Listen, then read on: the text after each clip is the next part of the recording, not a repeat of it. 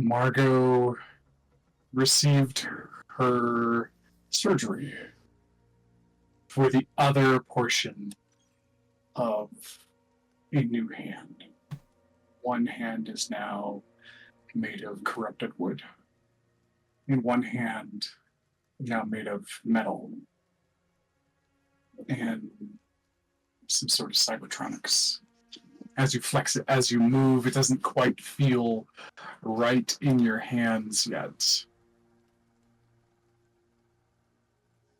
But maybe someday it will. Sorry, not in your hand, but as your hand. You had conversations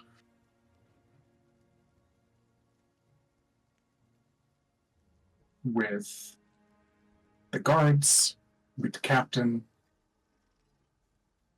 Warden left to go do some final investigating.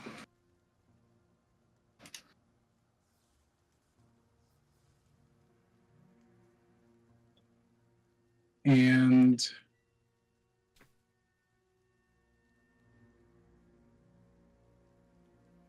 there we go.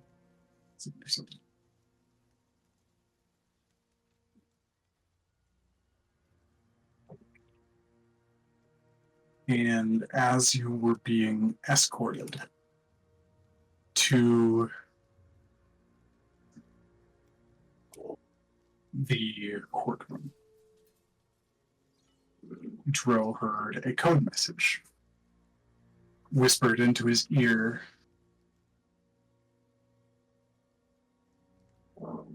as the guard slipped him a small ring.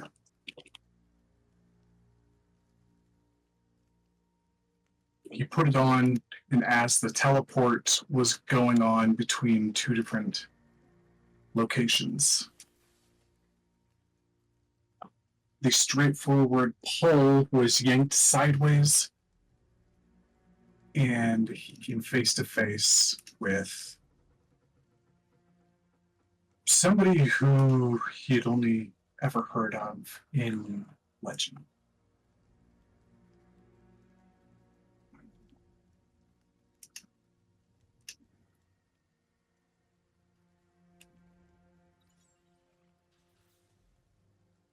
Bro, you sit in the office of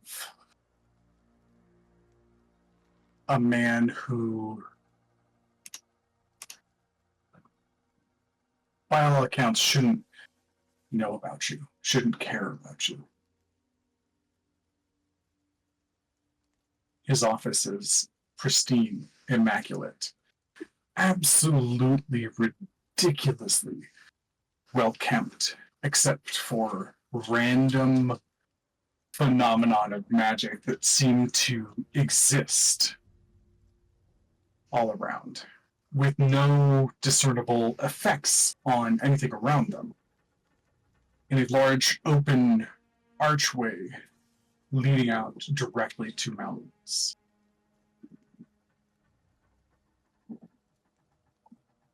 Sitting across from you, stoic. It's about time to have a little chat.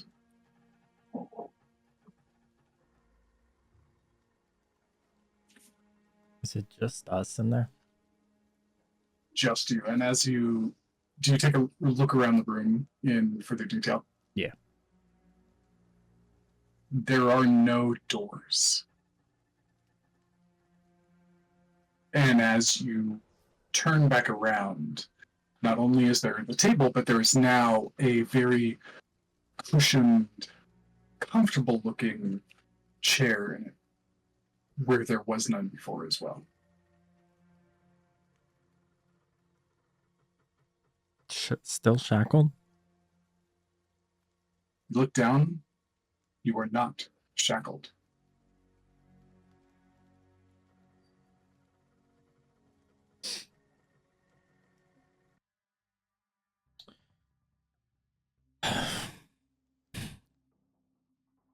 I don't know if you understand. I am heading to trial to possibly sentenced to death. And if I don't show up there, that does not help in my favor. Something you do not need to worry about. Insight. Jiro was worried about Margot and Yaslin as they went through the portal, and he did not go with them. And now Go ahead someone and roll just told insight. him not to worry.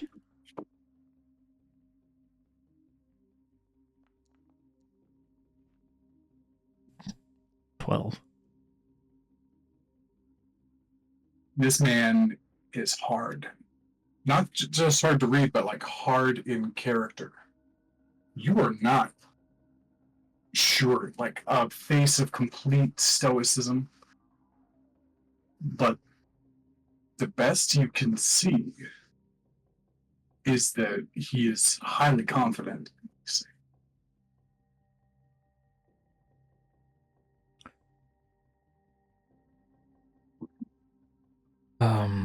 I also thought this conversation would have Rendar in it as well, as he's the one that did inform me of the request to meet.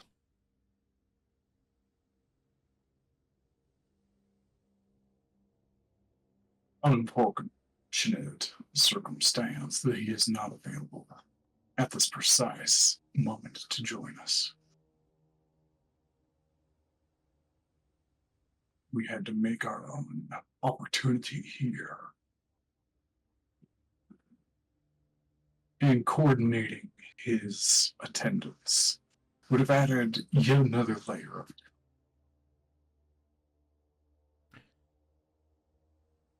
Oh, okay.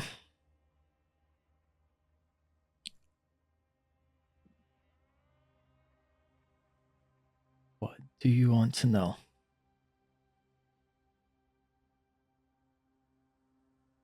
I make good my promises, Drew. My entire organization does.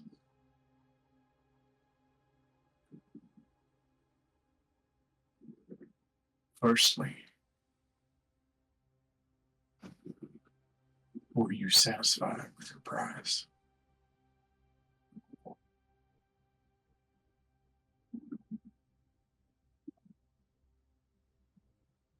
Um, you didn't agree to our deal, and I learned where my real parents are. And not a whole lot more, but still the deal we made. So, yes. Excellent. Additional deals can be made for further investigation, if you so desire. Your attendance in this organization was always optional.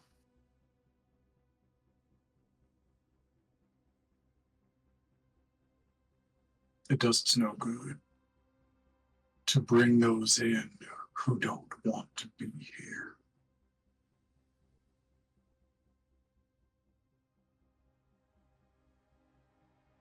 Say the word, and we can continue doing business together.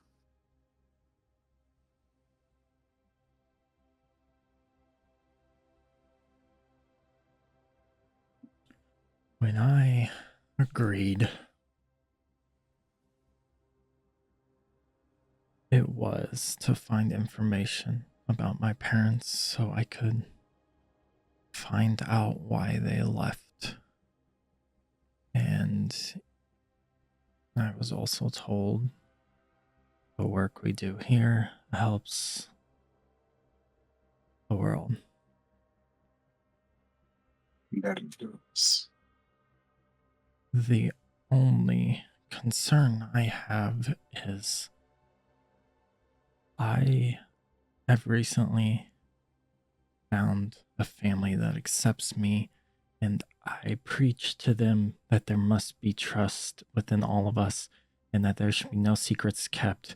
And yet, I have not told them of this We with know.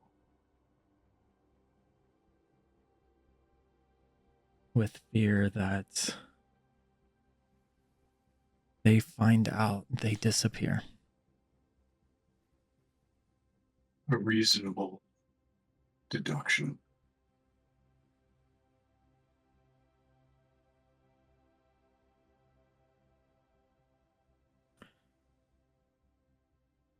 Would they fit what we are doing here?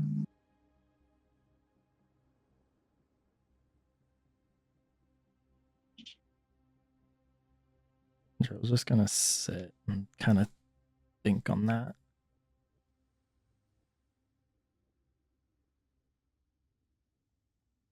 How much about them do you know?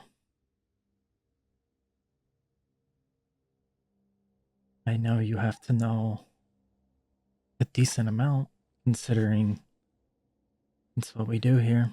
We gather information.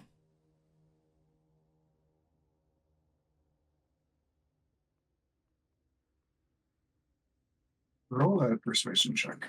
Oh, Jesus.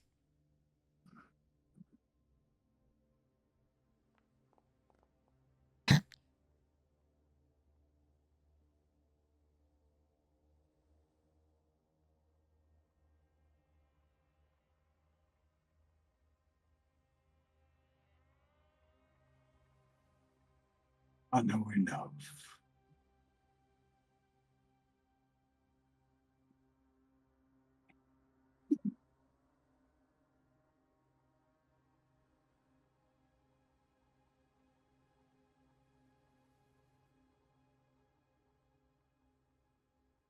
I imagine you being closest to them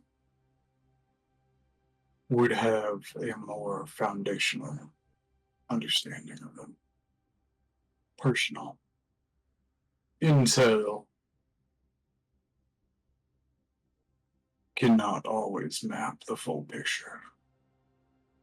It is unwise to ignore it or try to put the pieces together without it.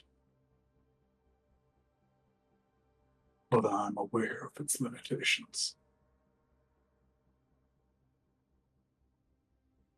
What happens if I tell them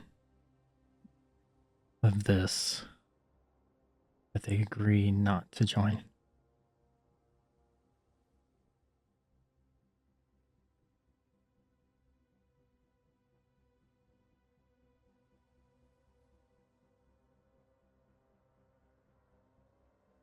That is a risk we take with all of our recruits.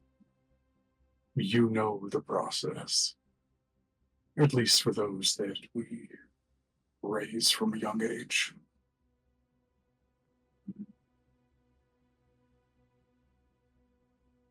Being voluntary is part of the creed. We will let them know a bit of what we do.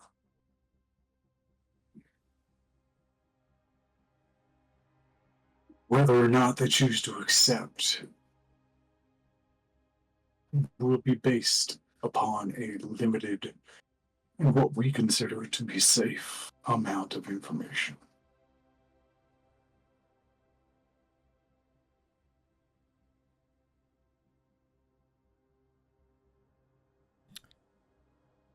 I truly do believe that they do want to protect people. It's the whole reason we're on this journey.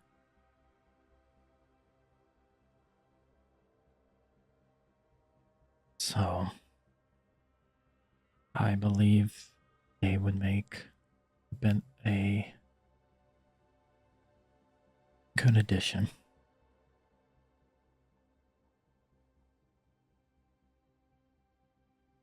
With your permission, then we'll reach out after this is resolved. That's if I'm still breathing.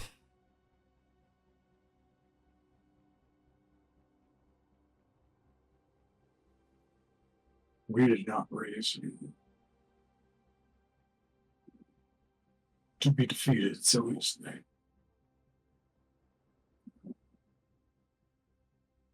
I have faith in the powers that surround you and in your own.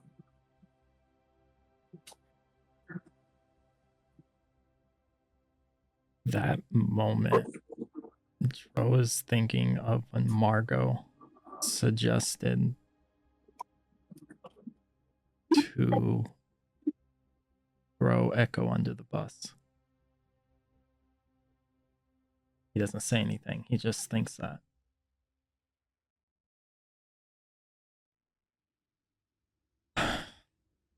Regardless of your outcome, personally, I would like to still extend a hand to them.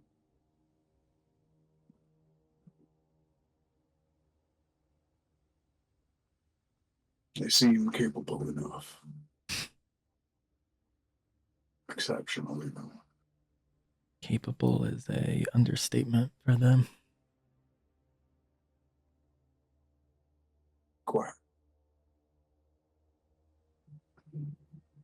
Yeah.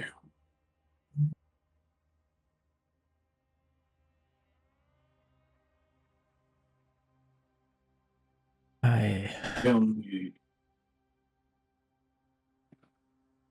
go ahead.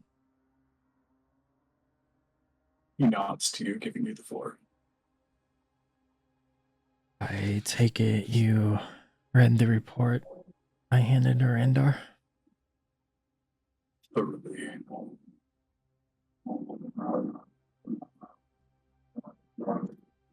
Tell me more.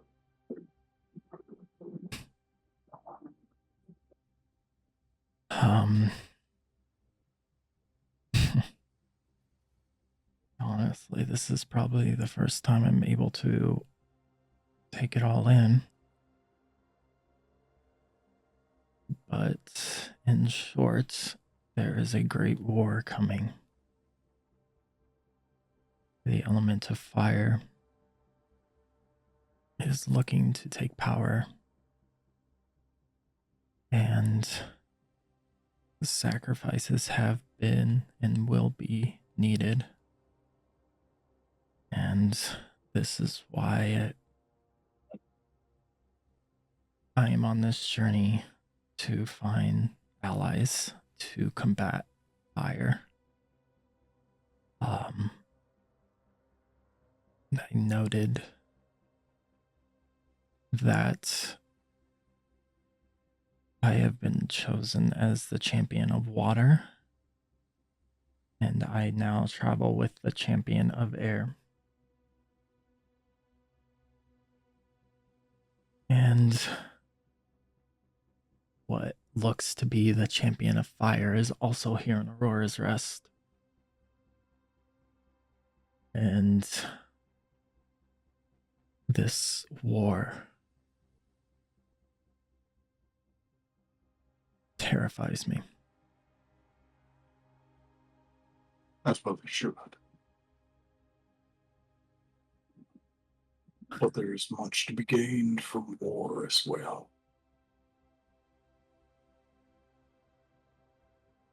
We are not arms dealers. Information is our currency, and many secrets are exposed in times of conflict.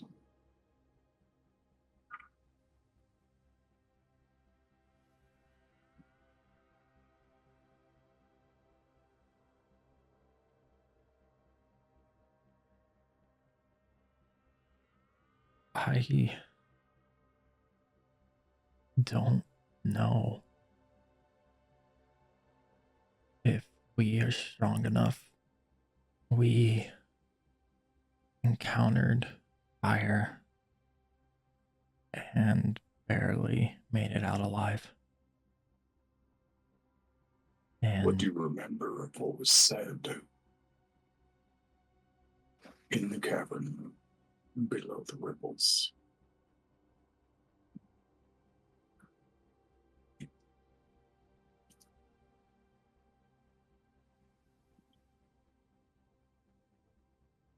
when I spoke to Kieran,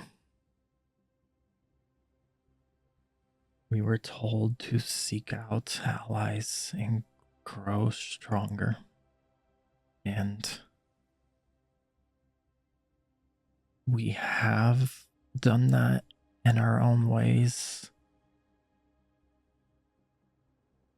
But some of these ways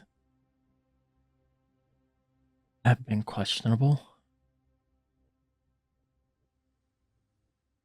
And I don't know if we will make it to this war. We've already dealt with so much. We've had allies leave us. We've had numerous sacrifices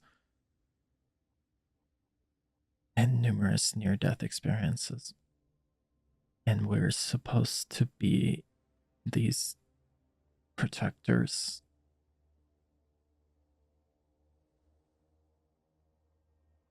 And we're sitting in trial now. There is a bit of irony in the soldiers of Aegon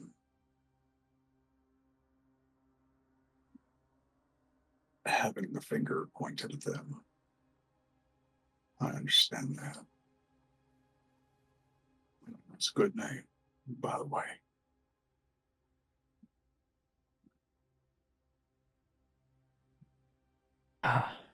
I think it's still growing on me. And I think all this attention is also unfamiliar. I,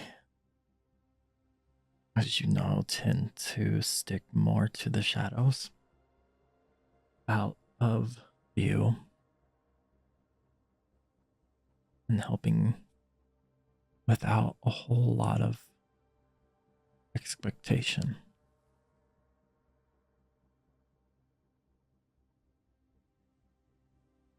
So it is all very new.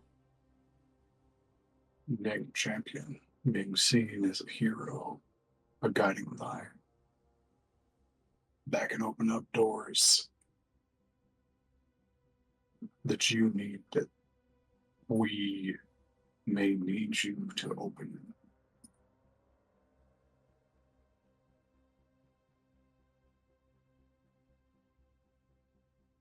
We have Understandable. been preparing for the war for quite some time. Likely nearly as long as you have.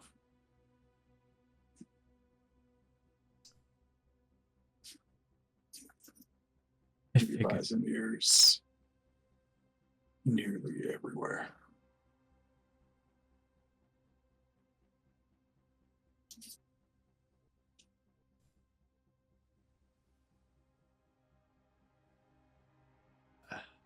those eyes and ears have been watching this group, haven't they?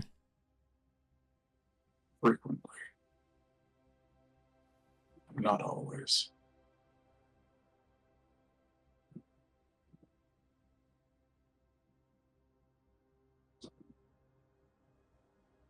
So, if you have all this information, what what is the information that you're still looking for from me?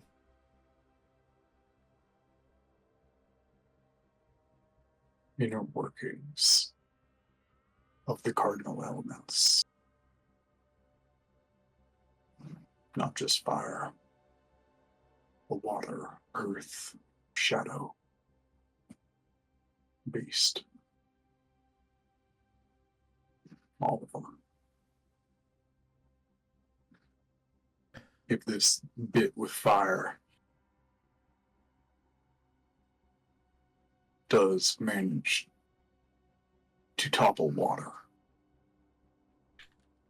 it'll be the first in a series of buildings to collapse on one another in a chain reaction, undoing the meager stability this world has and we've been able to reinforce.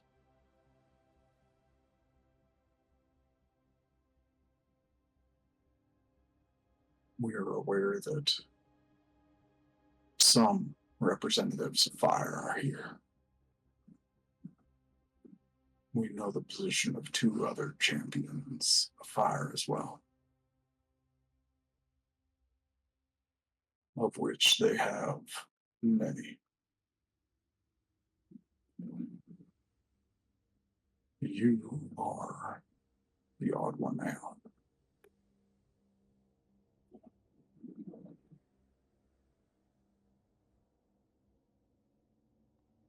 Water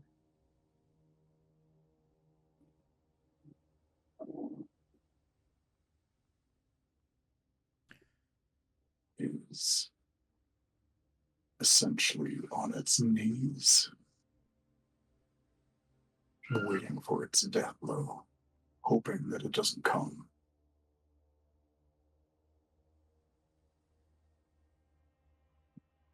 They could have kept you trained.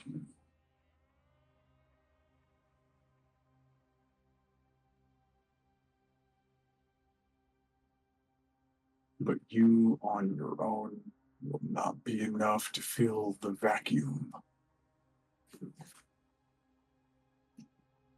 of what was left behind.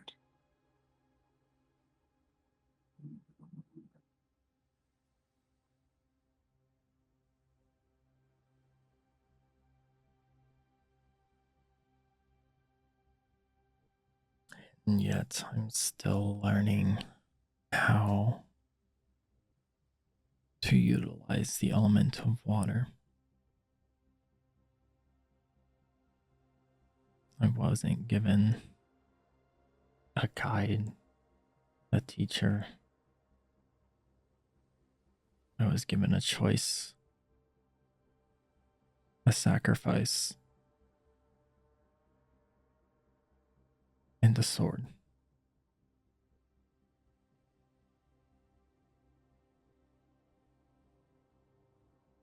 And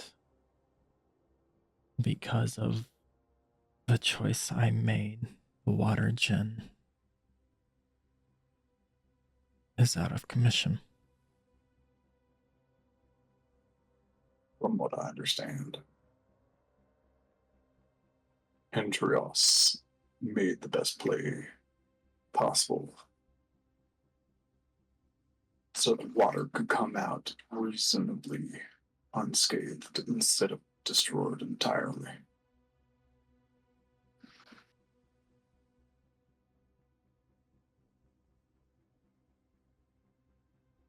Allow me to provide a bit of advice, simply for the practical application that I believe it'll make you more effective.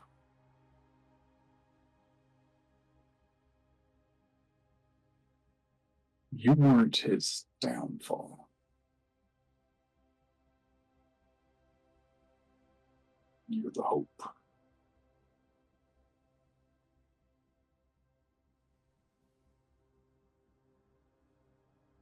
He put what he could in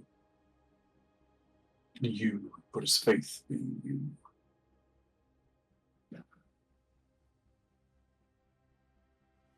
In order to cease the conflict when he could. Believe in that ability. Believe in what you were given. It's about time you stop treating yourself like a burden.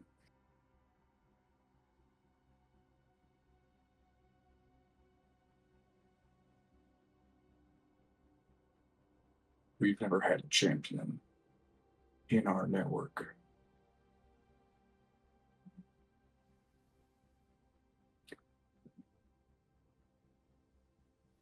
They haven't had a champion in a long time. I'm fairly certain they sent you out in the world to gain allies that could help them in their weakened state.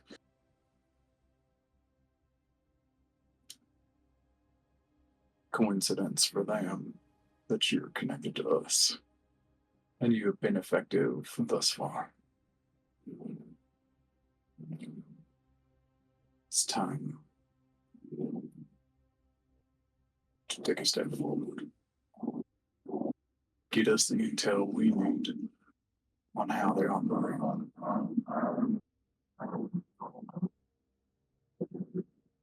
And we'll help get the intel for what they're doing around the globe and how we can counter them.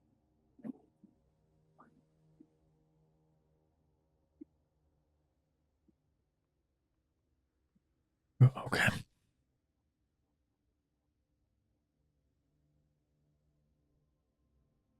There is something that does bother me. It's a coincidence, some may say, that three champions of three different elements all meet here in Aurora's Rest. And I was told to find allies. And from the travels and the information we've learned, obviously fire is trying to take hold of it all. So why are the other elements not making it known that they will ally with us, when yet there is another champion in our group who was unaware of what was happening until we threw him into the shit show of our group?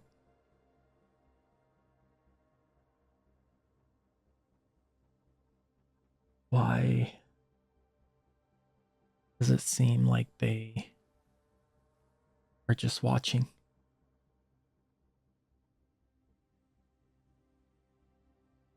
And maybe that is information I need to gather, but just a question to ponder on.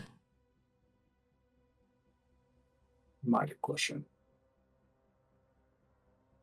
We do not have insight. The closest we can get is some inside of their schools.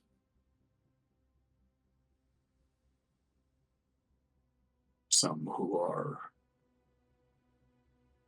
low enough in the food chain that they do not know the answers to those difficult questions. Best I know, best I can share.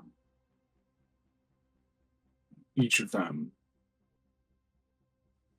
is waiting, preparing in their own means by the nature of their own element.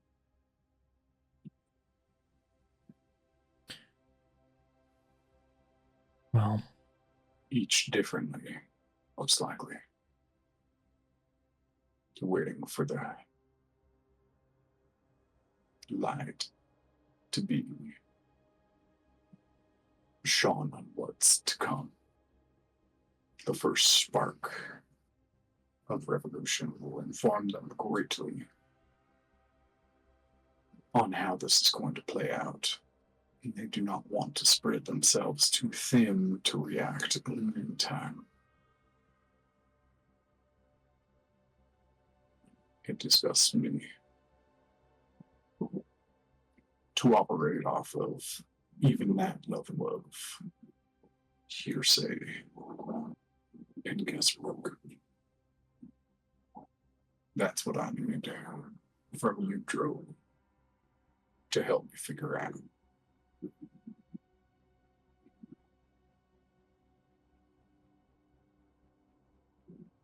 This would then circle back to the question you asked me if the three of them would make beneficial members. And in terms of information about the elements, I believe Warden would be very beneficial, at least from the air element side.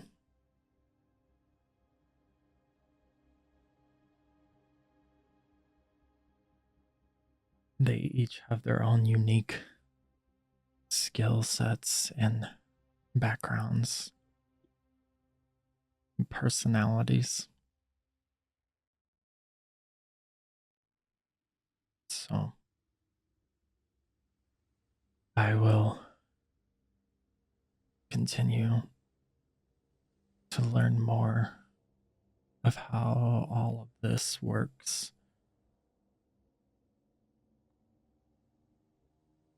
As long as I am able to walk out of here with my life and with the three of them. If that does happen, is there a better way to contact you than the methods I have now?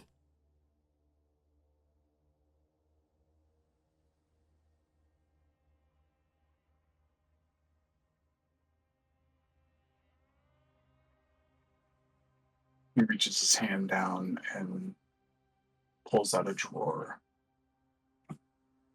Lets a small box onto the table. Speak what you need into that. And it'll reach me.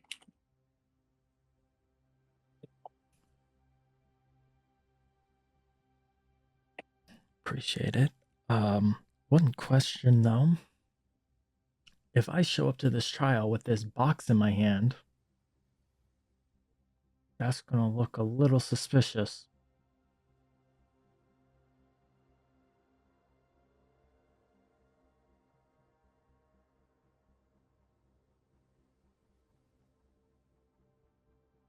So, You've got a friend who brought you here to me. I know you've got the skills. Palm it to him. So you have it if you make it out of there.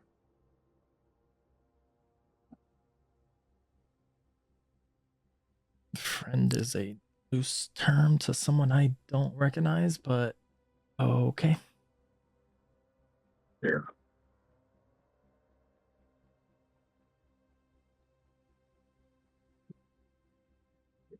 The book on trial. Sounds like you may need it. Yeah.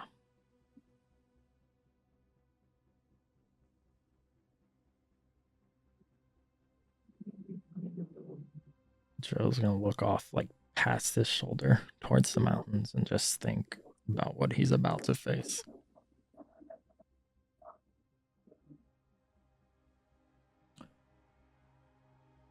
It's time you woke up, Joe.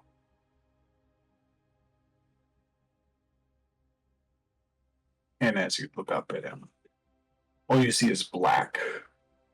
And the tugging sensation pulls you back in line and stretches forward. And you and everybody you went through the portal with all arrive on the other side simultaneously.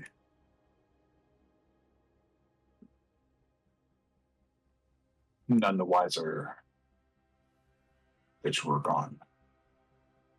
You hear a very gentle behind you from the guard. Immediately slip back the box to him. You do so, and he says it again.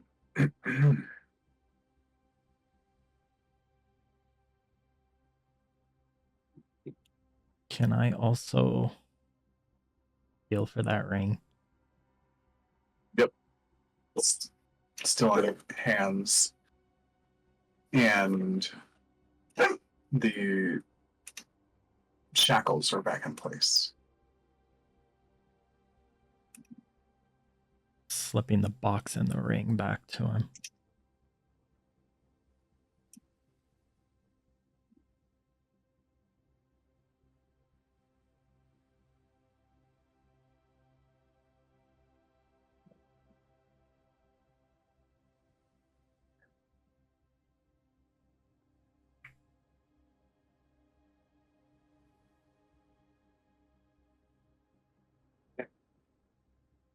You all arrive into a building that does not feel the same as others in Aurora's Rest.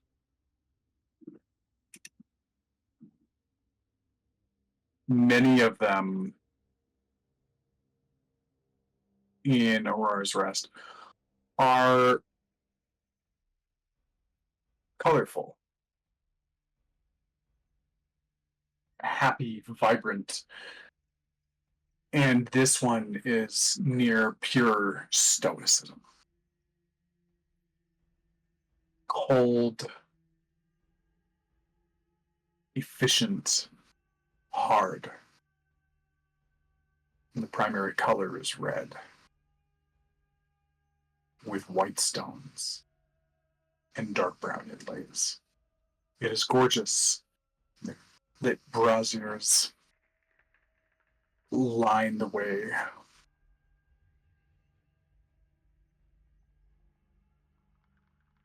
And you are eventually all brought into a room with two massive double doors. Half a dozen guards on either side lead into it.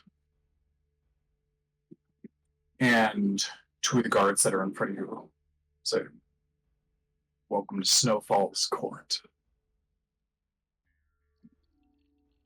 Your trial will begin shortly."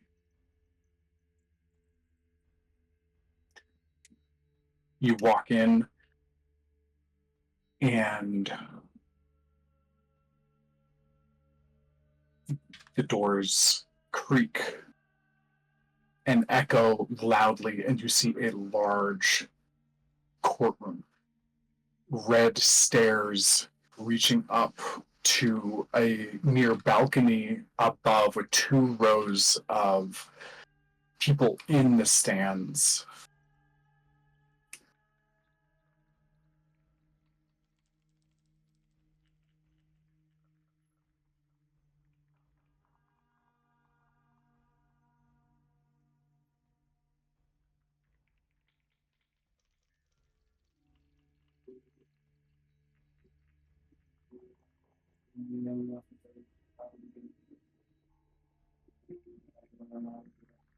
And you are escorted down the way.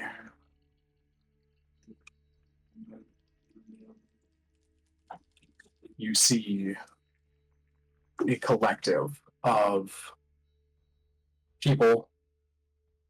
Most of them are staring at the three of you harshly. Yaslin and Margot, you are directed to move to the Could I have done something side. before we before we got in here, real quick? What do you think? So you said we can use our class features, right? Yes.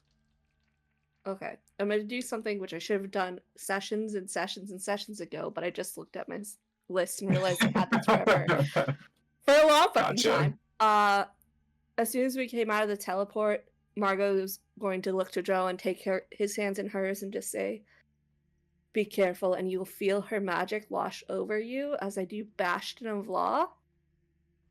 You have Okay. 5d8s that you can use to reduce damage. Once you use them, they're gone. You can use one at a time, all 5 at a time, but 5d8s to reduce damage. Any damage. Okay.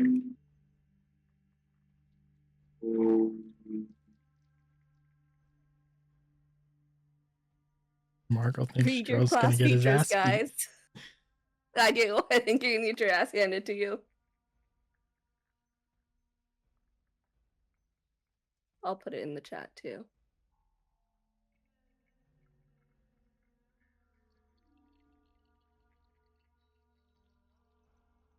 Okay. Any other preparations or anything like as you guys are walking from that teleportation room and into this space?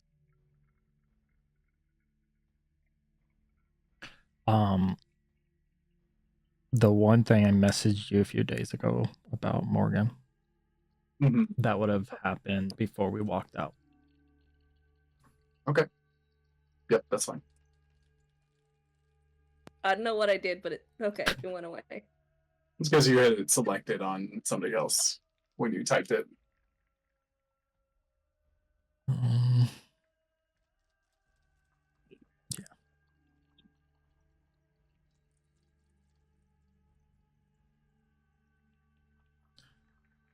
One person I was hoping wasn't going to be here.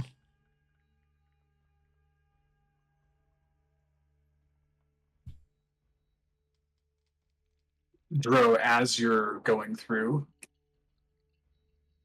you guys do spot and recognize. Actually, give me a perception check here.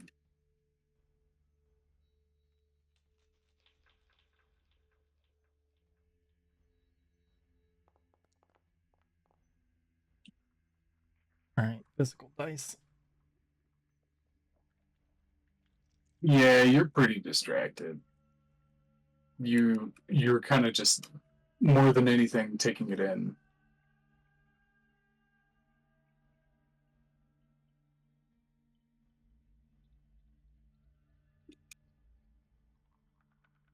Hey, come on in. Dro, any preparations on your part?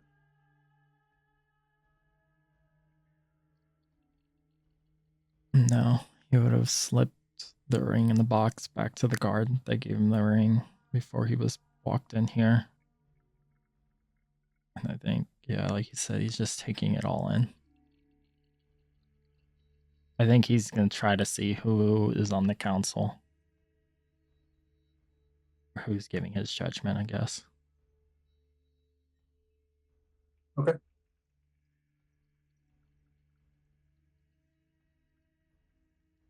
Sounds good.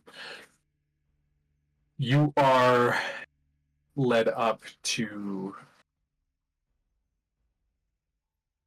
one of the areas here.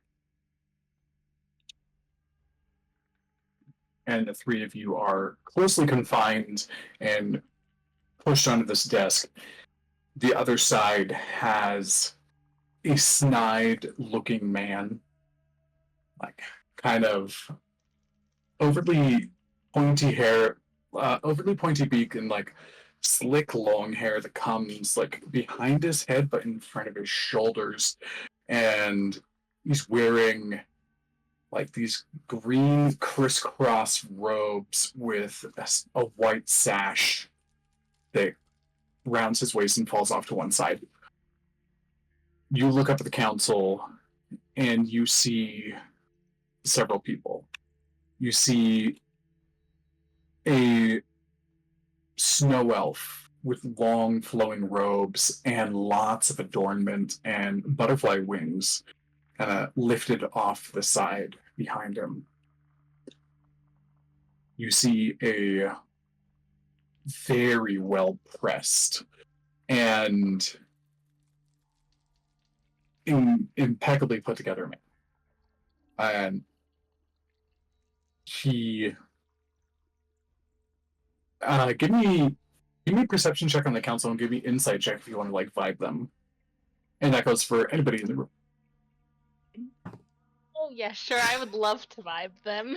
I'd love to vibe check. I'd like to do a vibe check, please. Give me vibe check. It's a Oh my natural gosh, 20. that's such a wasted nat 20. I just got one too. Oh. Oh, So 26 Joe, you in get- total for Drew, you insight. got a nat 20. Mm-hmm. Okay. You get a fairly neutral expression from the first snow elf. From this man, you see in his face creases of exotic levels of rage that don't fit the wrinkles of the rest of his face. You know him by reputation, although you've never seen him, and you can see some of the familiarity. Cedric Drakewood, Freya's father. Uh-oh. You see as opposed to Cedric, you see somebody who very probably has resting grump face all the time, a dwarf. You see an auburn-haired woman with soft features who you've interacted with once or twice. This is Counselor Iona Thornvale. You see a very tall and large, almost like she has giant blood, white snow elf with almost glowing features who sits at the head in a large chair. You see the now familiar face. What the heck? Oh. 1 moment. I moved some things around. Oh. You see you see Commander Lyra Bloodthorn, who you've seen several times over the last few days.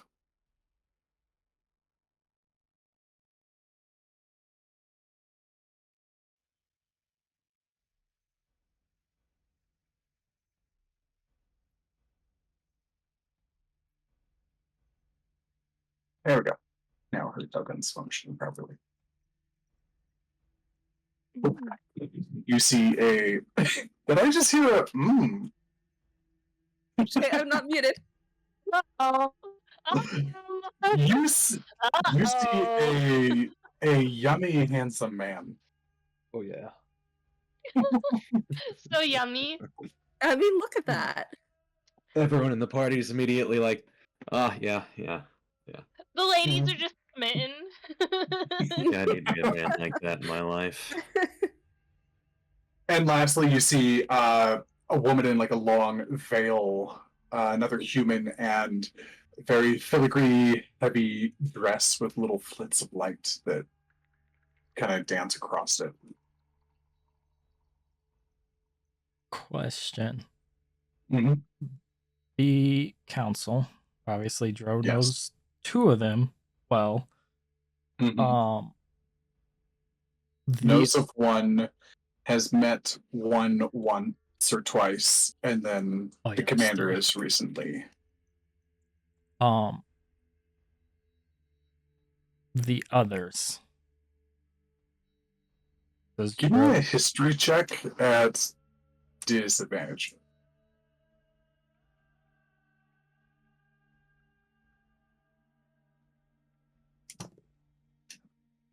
No shot. That's a 20. Okay. Little rundown. Iona Thornvale, the auburn-haired woman, you know she is the high priestess of the Temple of Elysia, the goddess of nature and growth and natural power. The woman in the middle, Lady Seraphine Swiftwind. She was in power even before you left the city. She is the primary head of the council, and she has been there for a long time. You know her primarily from, this is your first time seeing her. You've seen her on posters and announcements and in magic projections, things like that. Pretty much everybody in the city knows her. Because of your work in the Temple of Gentle Light, as well as occasionally being around Elysia's temple, you recognize the other two religious leaders as well. Mio Teternak, he is the high priest of the goddess Melodia, who covers muse, harmony, music, enlightenment. And finally, Sin Altir, the high priestess of the goddess Estrella.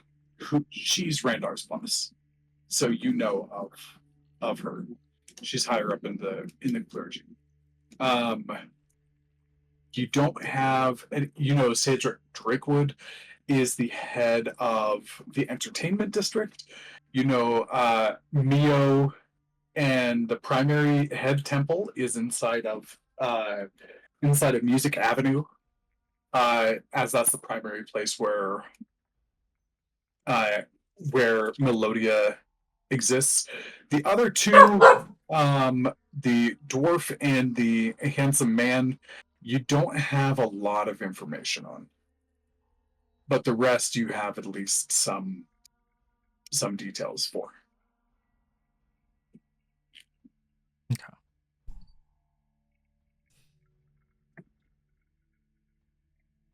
Okay.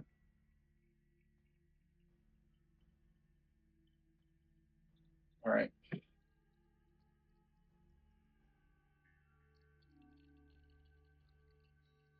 You walk in, everything is calm and stale and tense as you do. Yaslin, are you doing anything as you walk in and are being moved over into this space? I don't know if she really can do anything. I think really she's just kind of looking around. Okay.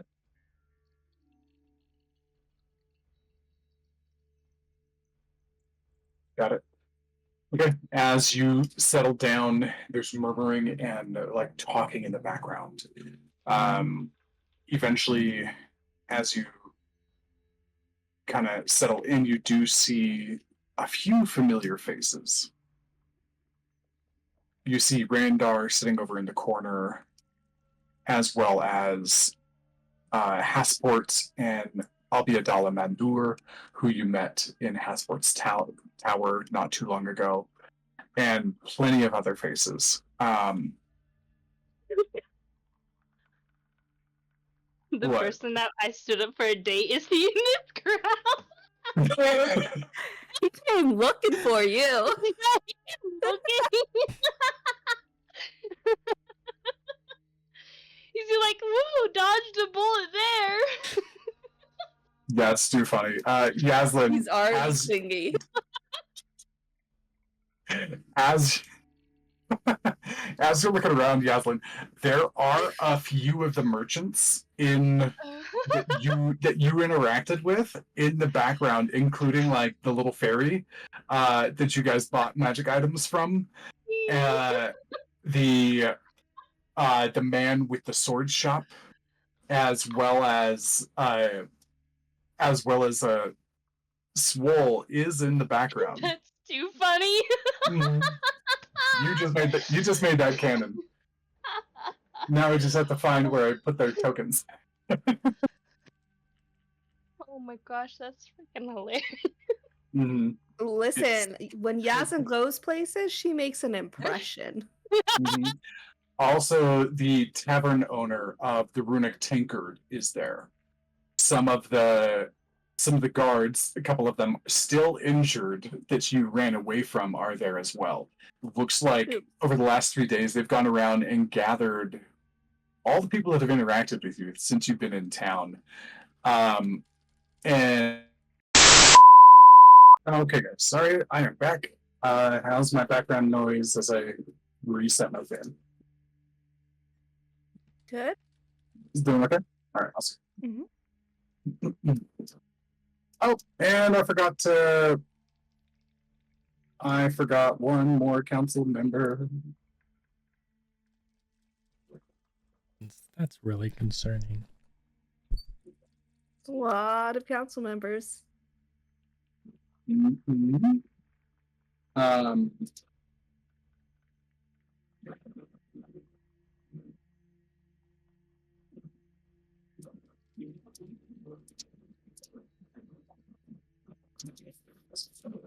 and by forgot, I mean like I actually forgot to do this.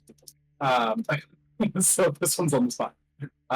You see somebody who is very clearly a representative of the Grand Athenian. You see, they have like an extended, like white and purple and green collar, heavy wizard's robes with runes like inscribed and magical sigils like inscribed in every portion of the set of robes. And the person has like deep red eyebrows and like a shock of like white hair that's all pulled back. And they look to be like some sort of orc variant. And they have one spectacle as well. And that is the Grand Athenium representative, Judok. Question. While we were looking around, can Dro look to see if he sees any of what's their faces? Black Moons. Give me, first of all, give me a history check. I don't believe you've ever interacted directly with the Black Moons, but could be that you know things of them, so there could be signs. 7. 7. You don't know. Some people in there look kind of sketchy, but you're in a room full of like 60 people plus the council. Okay.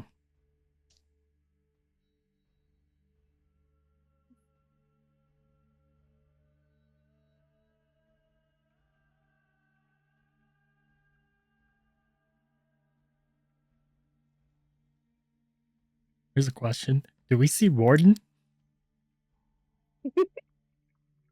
Nope. Warden. Abs-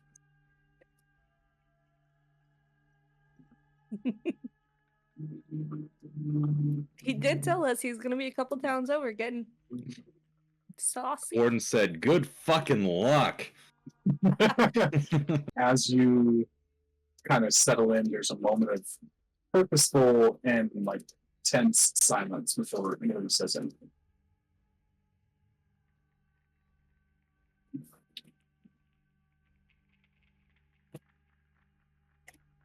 And then the large elf woman up in front stands and addresses everyone. Greetings. Many of you help keep Otherworld's rest moving throughout the state and this. You are movers and shakers, those who actually get many things done that make the city thrive. I thank you for modifying your schedules to be here on such short notice. But this matter, too, is of utmost importance. This child, she looked directly at Ray, is accused of murder. One of the most respected, loved, and frankly, adorable people who's ever graced this city's gate. Freya Dribble. She was a beacon of the community, selfless to her faults, even to the point of trusting the accused.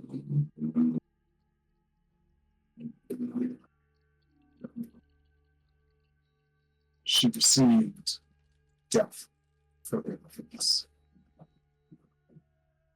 Well, that is what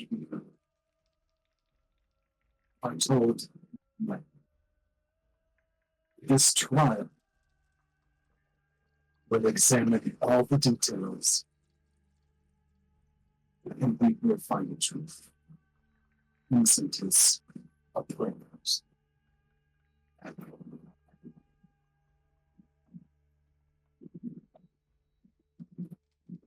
First of all, I would like to introduce those who do not already know them to the council. She goes through one by one and gives them an introduction. The two that you don't know, the Campet Gold, Master of Economics, and Counselor Marcus Storm, External Affairs to the Northwest. Did you say external affairs? Yeah, that's the title. Yeah.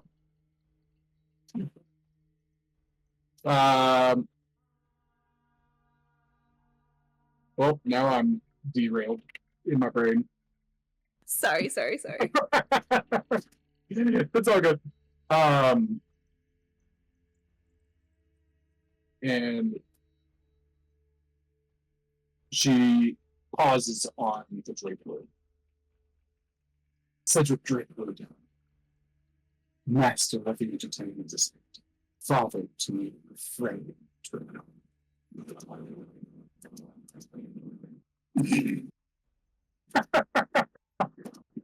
Oh, jeez.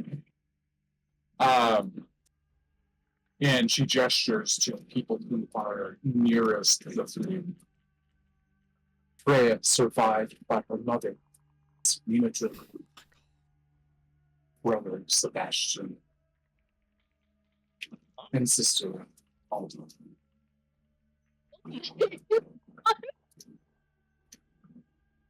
Oh no.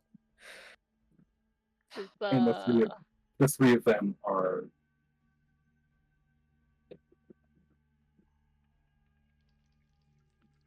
the brother looks stern and pissed. The sister looks like she's just lost. And the mother looks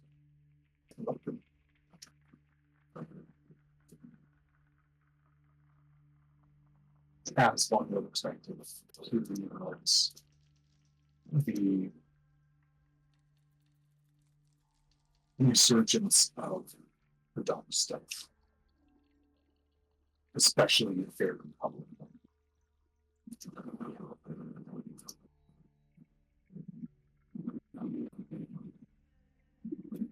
We will begin the trial by examining cross-referencing those witnessed to the original act as well as gaining character testimonies of those who have interacted with this group. Dro was the rod of the Empire. And yes, the tongue.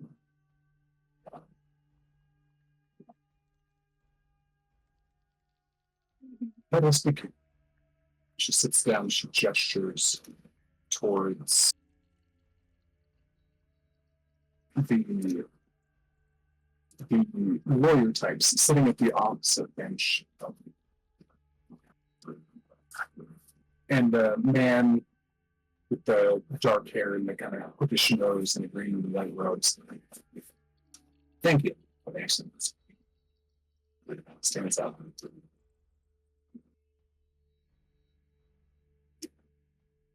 Walks over, stands in the space over here, and turns to address the crowd.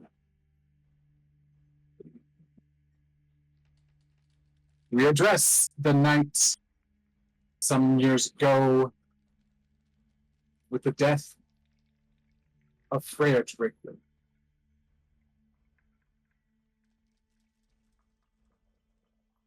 A budding priestess at the Temple of Assyria. Known to many to take a liking to those underprivileged. She was a healer. She was a servant of the people who needed it most. She was kind. Sometimes too kind. As is the case with her taking to a friendship with the accused, well, he says your name like he's spitting nuts. Like he drank something nice.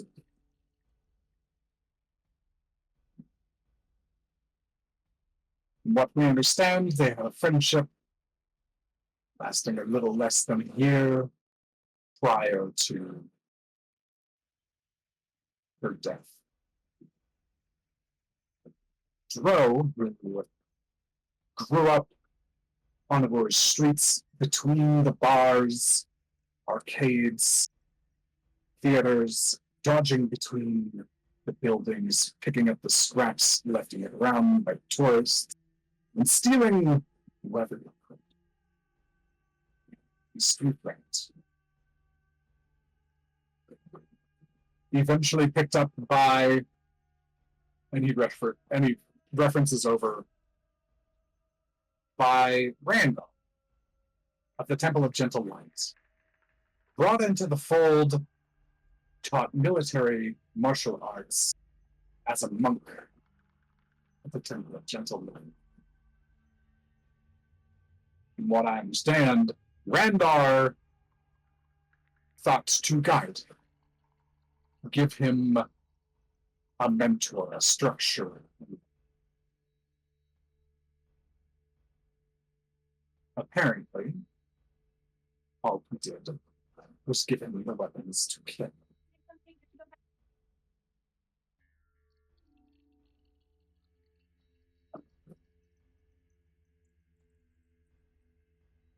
We have multiple witnesses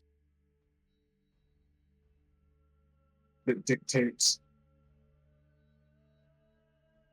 that they saw Dro meeting up with Freya in a local town square, one of their usual spots. But this night was different. This night, something dark lurked in his eyes as he rushed up to her and slashed her down.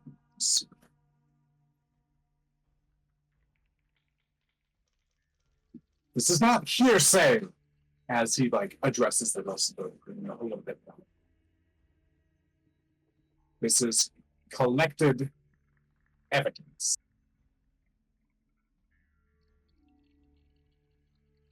And they begin to call up witnesses people who lived in the town square near where it happened. He goes into detail about an attempted robbery, in which Dro, seeming like a hero, came in to help her. And at the last moment, struck her down instead. And for what? The street rat who couldn't keep his hands off the wealth of the family. And he walks over to his table, reaches into like a small box and pulls out a necklace. One with an orb and green elements. Still found on his person. He reaches in and grabs another. And one on his current party member. Yes, and Dro, restricted belongings. He has them both on display. Valuable pieces. Certainly nothing the street rats could ever hope to acquire on their own.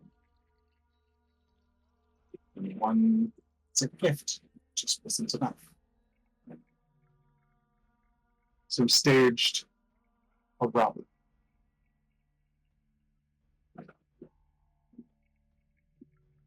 Trying to get himself at the last moment when she thought she was finally safe as her friend moved her. His true colors shone. It turned on her and struck her down. Taking the necklace and fleeing.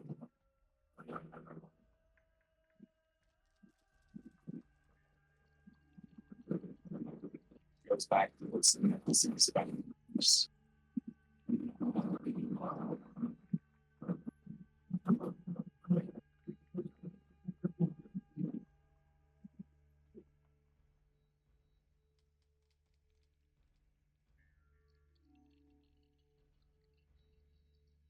Your Honor, I will rest my narrative from.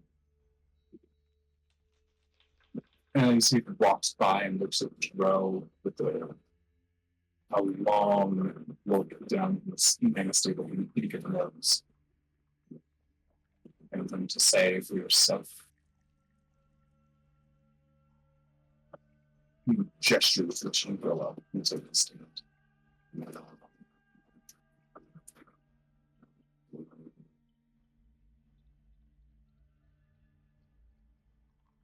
I want to punch this guy out of games so bad. Oh my gosh! There's a reason I never went to law school, bros. Oh my god. Fuck that guy.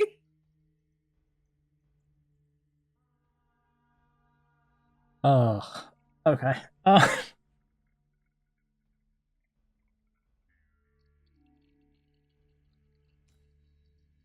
Remind me, because I had to switch batteries when he was talking of witnesses saying he saw Dro, what looked to be a robbery that Dro tried to step in. What did he say he saw? Did he just say they only saw Freya's body?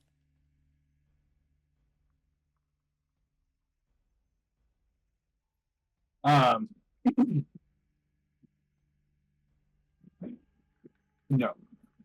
What the witnesses said that they saw was a gang of thieves that looks to you. And you came in as they were surrounding her, treating you like their boss. And he came up, started attacking them just to give her sense of safety. And at the last moment, cut it down with a wicked smile on her face and black eyes with dark tattoos that emerged on their skin.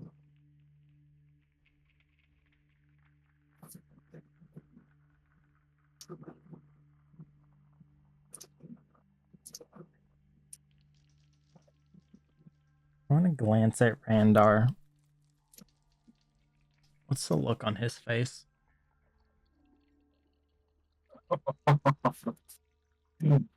Oh, he is. Like, you can see. Give me a insight check real quick.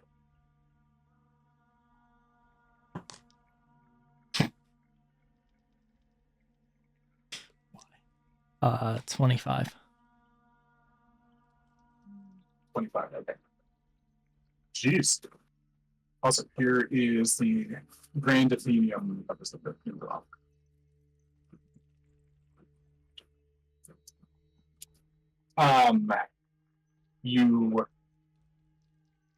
You see Randar and you know him well enough. He's not usually one to bite his tongue, but he's being specifically like held back right now. You can see him fuming, and that he occasionally looks up at his superior team. She looks down and just shakes her head at him. With a 25, you get that it's far more of a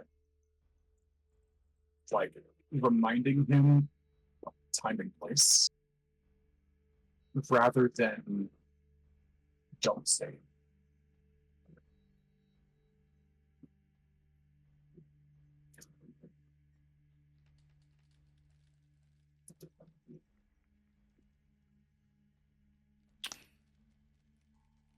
Okay.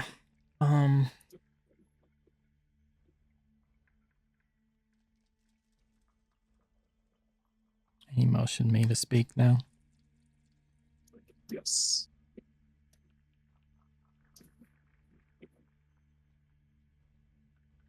Drill's gonna take a minute and just starting from the side with Randar, look across the room.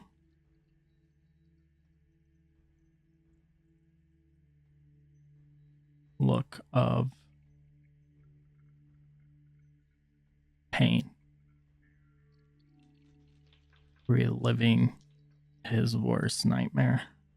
And I think it gets worse when he locks eyes with Freya's father. And then even worse when he looks to his left and sees the rest of her family.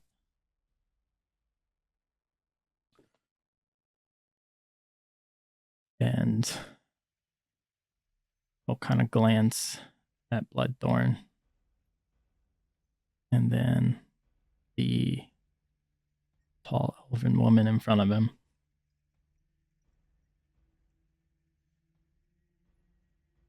It's obvious that I did grow up in the streets.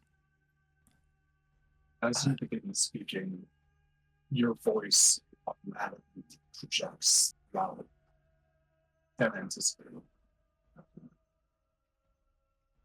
I survived off scraps of the city. I lived in the alleys, the shadows became my home. Growing up in a place that I felt I was a disease, unwanted, forgotten, unloved.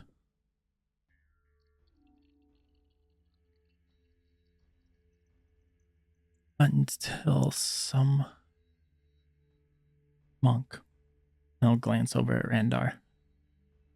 Took a chance on a street rat and taught him that there is hope. There is a brighter side,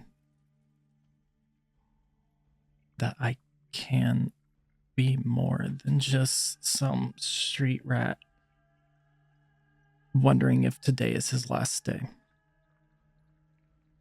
And he'll kind of glance around the court. Ever since I can remember, this has been my home, and even though I've been through hell, I still call this home. And that's because of two people who showed me what true love is, what having people who care about you mean. Randar took me in of his own free will, taught me how to be a man, taught me all the lessons that a father should teach a son. And he's going to stop when he says father. He taught me that there is good in this city, and I have seen it. And there is evil. And the lesson that has stuck to me was not taught by Randar, but was taught to me by Freya. We all know she is the light of this city. And she has shown that numerous times, and yet she accepted me. Some street rat who mixed blood, who always stuck to the shadows. She taught me what it was like, that even though the darkness isn't always a bad thing, there is always light. And he'll just kind of stop for a minute.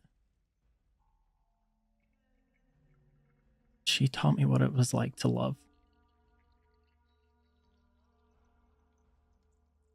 She taught me that there's more to life than just pain, than just abandonment. And she accepted me for all of that and all of the flaws. And that night that your so-called witnesses saw my side of the story, as I was planning to meet up with her that night for just a nightly stroll through the city, something I constantly look forward to after hours and hours of mopping the temple, cleaning it, doing all of the crazy ass chores that Randar would give us. That was my light in the day, is walking through the city with the lights and her by my side. But something didn't feel right, so I rushed to her temple to meet up with her, and that is when I saw hooded figures assaulting her, and without a thought, my body moved and I went and fought those hooded individuals. And that night, all I remember was pure darkness. What seemed to be an eternity. And I remember the darkness fading, and he's just gonna stop, and he's gonna purposely keep his view away from the Drake Woods. Bodies in front of me,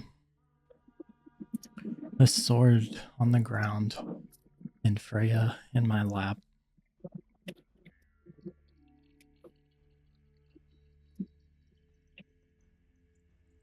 And I remember her last words was a promise that I was to keep with her. And he's going to point to that bag where that guy pulled out those necklaces. Not a theft, but those necklaces were a promise. And the promise was to find someone you truly love. Love that I'd experienced with Freya. And he's going to glance at Randar. I grew up mostly alone. I tended to say to the shadows because there was another individual there with me.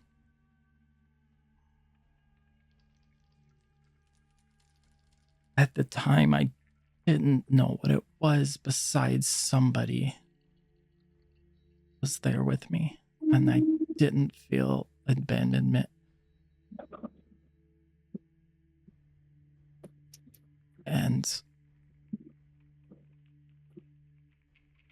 the description that was given of me with black eyes and marks was that individual. And he's just going to stop.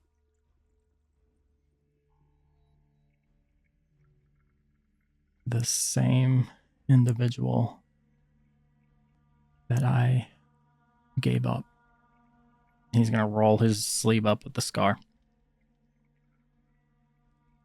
to be something better than just a street rat, than a mischievous son.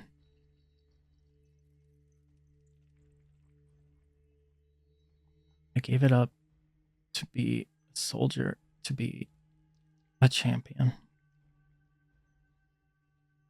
I gave it up to continue my promise to Freya. You're a loud slam behind you. You call yourself a champion? After murdering my sister!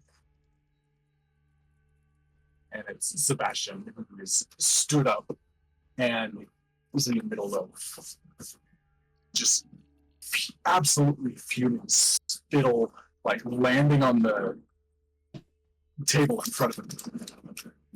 You say you've got this dark thing inside of you. Oh, boo, we have all got dark impulses. But you let yours go and killed the best person in this city. And now you say you want to be something better? What gives you the right? Lord Drakewood. You really calm yourself immediately, or you will be evoked.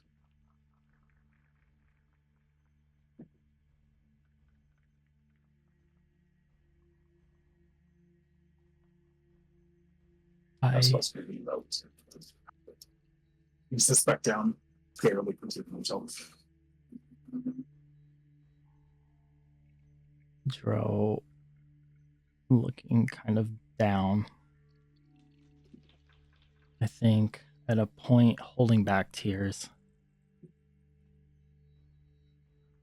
I don't know what gives me the right to be what I am now.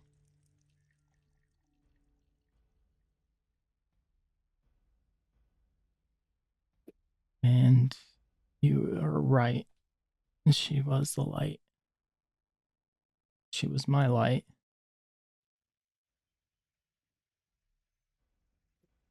And you cut her down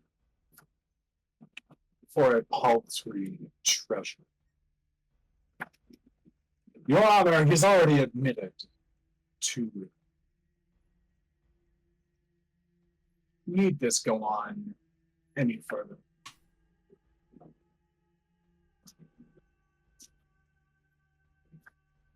Dro's gonna look to the guy. You really are oblivious, aren't you? Oblivious to the fact that yes, it chose something that had a very punchable face. Yes. Oblivious to the fact that we don't need trash like you in our city, especially trash that diminishes the lights that we bring to our time. I think the door at the back slams open, and you see Eve and Warden come running in. Oh, where the fuck have you been? Yeah. And Eve's just shouting, "Wait, I have information that's relevant to this trial. Please hear me out." As she's running in. Your Honor, guards, stop her! And there are a few guards that do come up and like put their hands in front of you. I am a citizen of Aurora's Rest. I owe my allegiance and honor to this. Whoever knows me knows that I am a part of the, what is it called? The Grand Athenaeum. I work with Hasport. If you know me, you know my story. I am his rescued. He saved me. I owe my whole allegiances to this city. I have no reason to support these people here, but I have information. And Hasport, being one of the members in the crowd, who's obviously a wizard. And Warden, there is a line of guards who are stopping both of you. And Hasport turns over and says, the other wizard on the wizard on the council. It is true.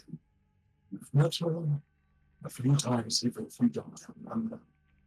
She is part of my retinue, and she was my closest to me. I remember who I think.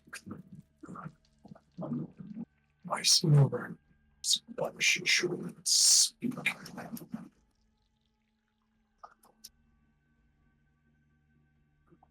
You have information that could be valuable, bring it forward. If you are wasting our time, you will be expelled. Not only from the Athenian world, but from Aurora's Rest entirely. I understand.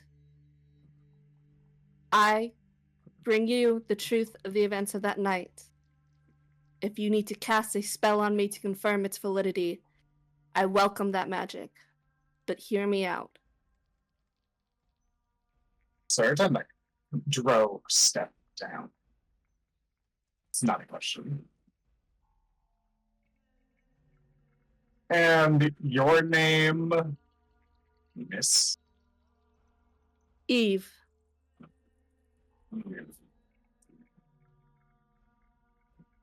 We call Eve to the stand, and I shall take you up. And you see a shimmering around you. Eve, you claim that you are a member of Hasport's collective of researchers. Is that correct? In a sense, I'm not a wizard. I was not trained or educated here. He rescued me and gave me a home and a life here. This city gave me a home. Right. So, what does the research of graft to do with a murder in the streets?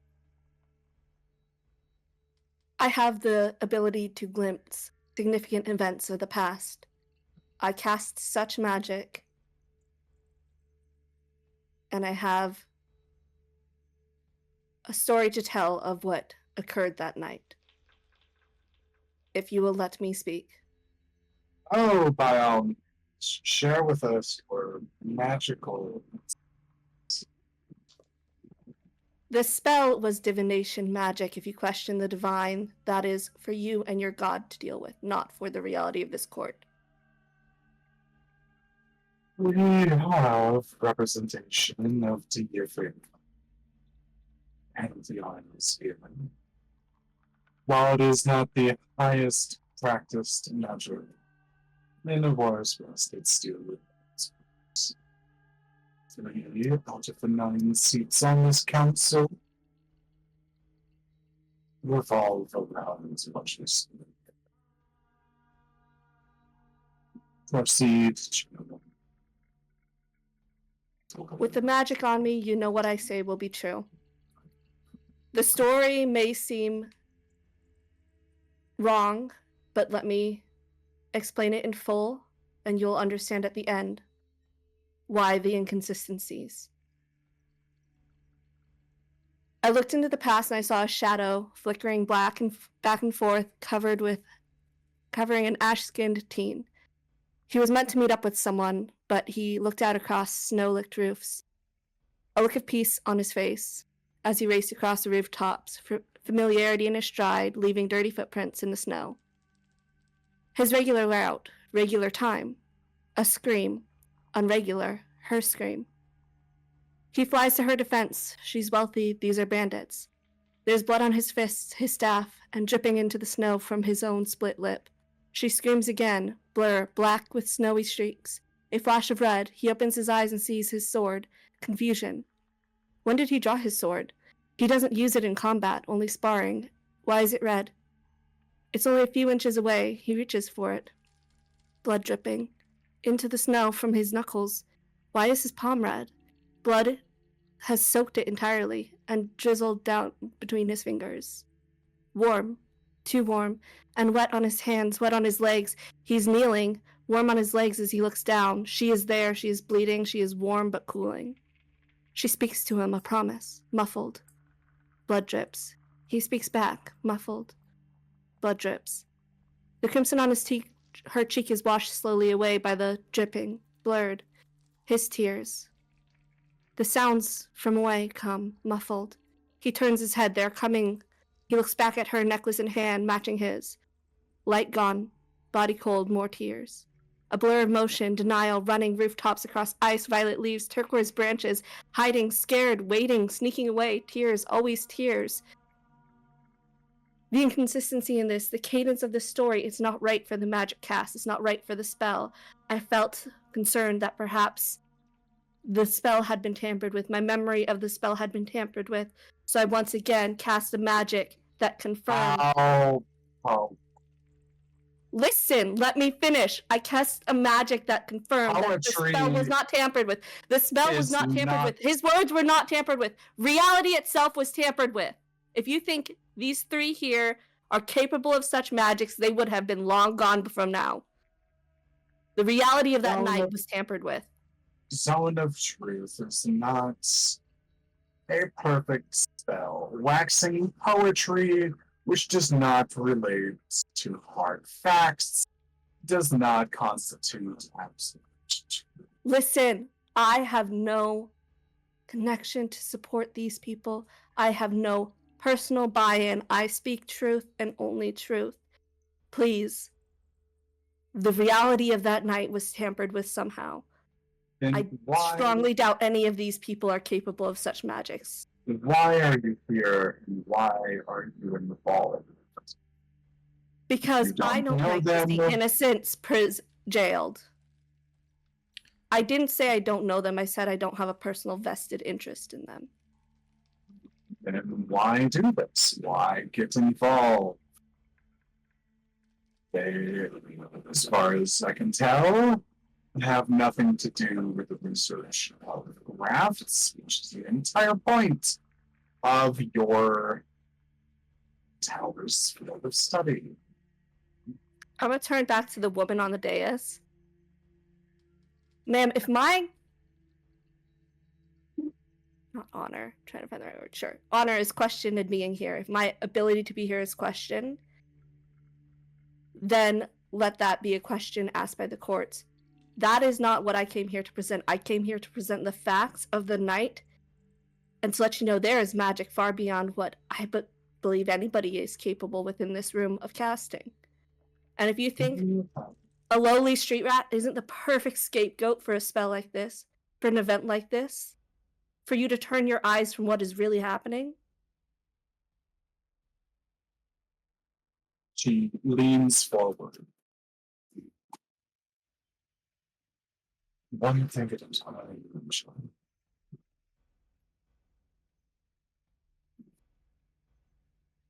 The guard is establishing code.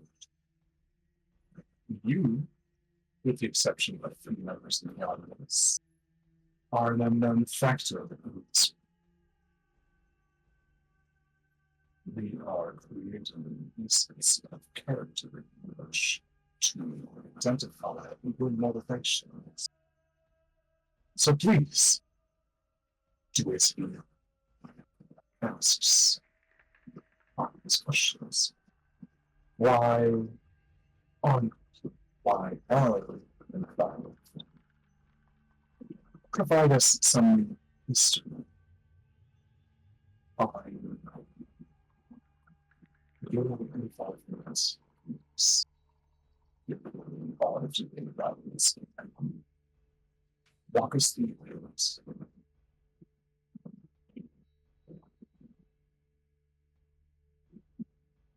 we had a discussion the other night with these individuals. They sought our assistance with grafts, with detecting, locating, and closing such. The woman, Margot Svarad, claims to have closed one before, and the rest of her party has confirmed that they saw the graft closed, and they also saw what was coming out of said graft. They came to us for assistance in that research. Following their arrest, their companion, and I'm going to gesture towards Warden, sought me out knowing the capabilities of my magic.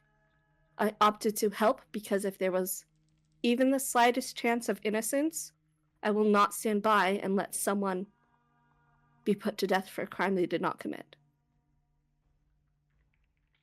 And Commander Bloodthorn speaks up.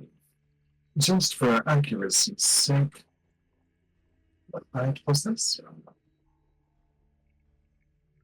I'm sorry, did you say what night was this? Yes. What night was this, just for accuracy's sake? At this point, we would be The night before we got arrested, I don't know. Yeah, this would be That's about 3-4 nights ago. 3-4 nights ago. Okay, so I say the Yeah. exact night. Okay. She looks at between you and Asplin. Interesting. That happens to be the same night that we were attempting to capture this few. As I fled the runic tanker, and you happiness when you speaking. I'm curious as what I'm really looks at. I found both references of a friend of mine work on crafts. Known for, of course, I believe specifically the woman Margot Sporad said she was sent by Ska to find Soren, who works for us. that's it.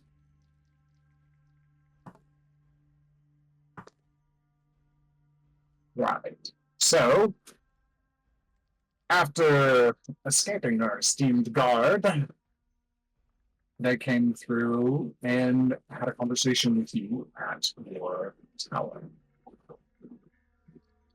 Yes. For anything to add? Also, commendable. able to close ground. Marvelous feat. No, what she says is true. You can ask the commander. I told her all about it. I have heard the tales of this.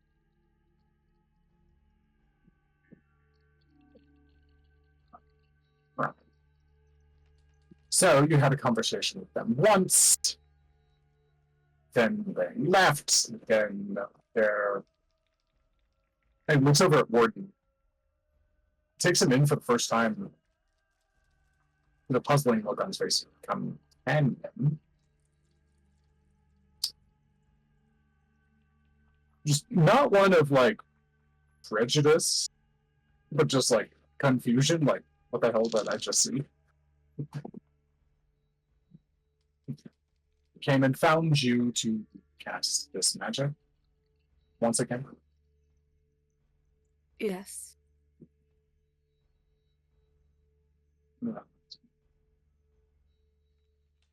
So now that we have the barest amount of character development here, why did you leave? Are not spells like that costly? Both taxing on a magical and valuable scale. Why to help someone? Someone you met one day. And now you are throwing your honor, your sense of freedom, if you are found to be in cahoots in some illegal way, you yourself will be imprisoned. The spells cost. Well, I almost went Margot. The spells cost a great deal. You're right, and she's gonna look at Hasport. But several years ago, he saw me in his travels. I was a slave for sale, and he freed me from that life. He helped me with a glance. How can I not do the same for others? Understood. And come in to the month. So the head nods back towards Fastfoot. Now, elaborate. In your rush to forum, you claimed that the night had been tempered. Yeah, magic. Explain Yes. your reasoning. The spell I cast recalls events. They can be vague or cryptic, but they are total in their recounting, and this story is not. The whole events of the night have been reshaped to hide a missing fragment. Warden, when gesture back to him, noticed in my casting that there's a moment that I was pulled away, lost, a moment that looked like I was intentionally being tampered with. That's the moment I focused my second spell on to try and reclaim more information and realize that the reality of the events was what was tampered with. And is he some great magical expert, a member of the Athenium as well? As he looks No, back but at he Warden. witnessed. I got guns. Is that what he says? No. Up until this point, Warden has basically just been standing there watching everything. And then he's just going to put up his hands and go, "Am I now finally allowed to walk past these guards and approach the bench?"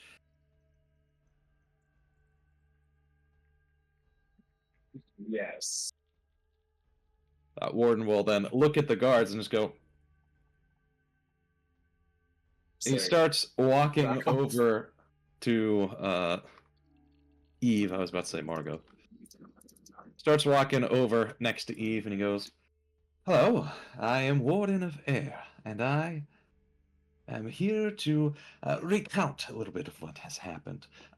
You have asked if I am magical. I am sometimes magical. I am more than capable of doing magical things, and I'm more than capable of observing magic and understanding at least the very basics of what is happening. However, I am not someone who would be able to cast, say, a teleportation spell or a great divination spell, which would allow me to see, lore from the past. Therefore, I had to go to her for help." Understood. So, what is exactly your specialty in magic? I have the ability to heal people on occasion, and I have the ability to manipulate and control air. Would you be willing to give us a demonstration? Eve here has the backing and word of the Athenium behind you. You are an unknown. This is true. He's gonna Well, pat him on the shoulder and say, "You got it," as I give you a bardic, just in case you need a Bruh. bardic for anything. He said, so there are two things I can do. Using one of these spells has the potential to really throw a lot of paper around the room, and I'd imagine that'd be quite annoying. I imagine that a lot of people have been writing down notes, but I do have the ability to cast another spell, which would essentially make me a little bit more stealthier. If you would. And Dudok speaks of it. We have plenty of ways to keep training. Show us. Very well.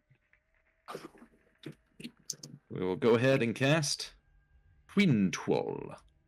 We'll put it right there. yeah. That's what I was hoping. "Oh damn!"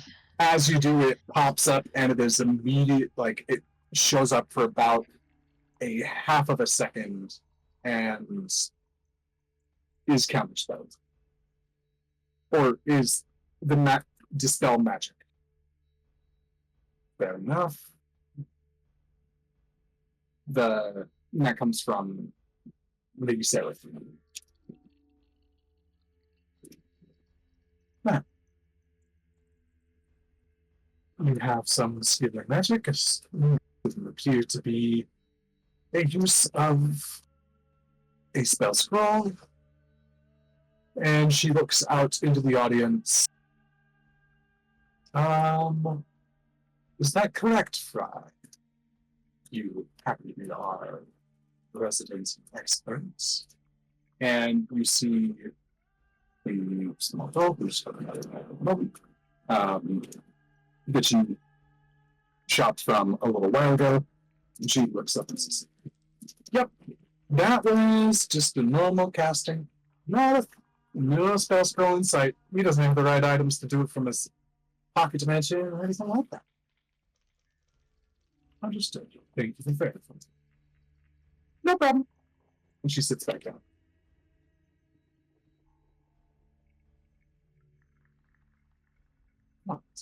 So, Wart, continue.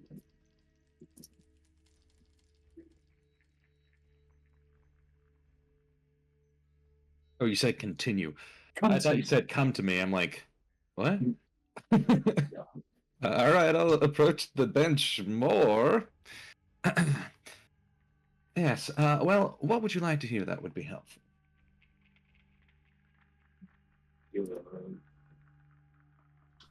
You were talking about how you identified something wrong with Miss yes. Eve's plan.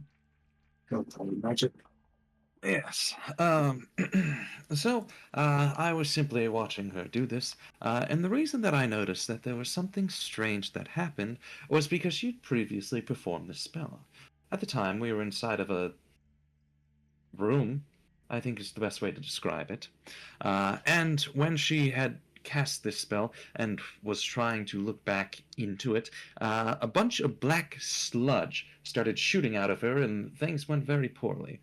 If I may, I actually happen to have some of this black sludge on me right now. Has Your Port Honor, witness to is that? this relevant? What does black sludge have to do with anything? Hasport was witness to that. The casting, I connected with a being of immense power. It is a powerful spell. That is true. All of the intense divination. The reason that this is relevant is quite simple. Because I noticed the spell messing up the first time, proceeded to see it accurate or capably done the second time, and for this third time, there was something else that seemed to impact the spell. I now know what it looks like for the spell to be done properly and for the spell to be done improperly. I believe that she did the spell properly, however, there was some outside force that impacted her, very similar to the first time that I saw her perform the spell. And you use conjuration magic to summon wind, and therefore you are immediately an expert in divination magic. Is that it? I All don't magic assume is that so you're simply the same. I don't assume that you yourself are an expert in murder trials, but you're here anyways. Ah, well, you would be wrong in that. Oh, well, if you're going around murdering people, you know a That's lot about it. enough, both of Very well. you. Yeah, so, as I saw that, I realized that something had gone wrong. Now, I did not know exactly what had happened, so when she came out of her state, I merely told it to her, and then she had the idea to go in, mess with her memory, cast a spell, whatever it is it does, and go back through that memory and see if she could figure out what exactly happened. From there, we discovered that it had been tampered with. And Goodyard just laughs. Your Honor, we are basing the testimony of this trial in which the accused has already admitted to the murder, and the saving grace is someone who admittedly has a modified memory, which, of course, Zone of Truth would not work on. If this is a farce, need we continue? Then cast Greater Restoration on me. I will tell you the same story. Hell, cast it on him. Maybe that's what happened all those years ago. Maybe his memory was tampered with.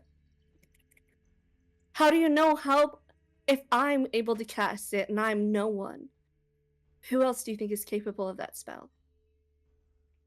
Memento.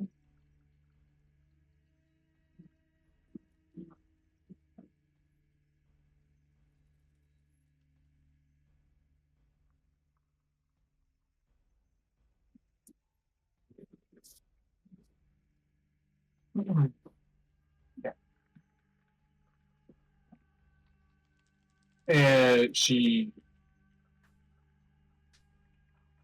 and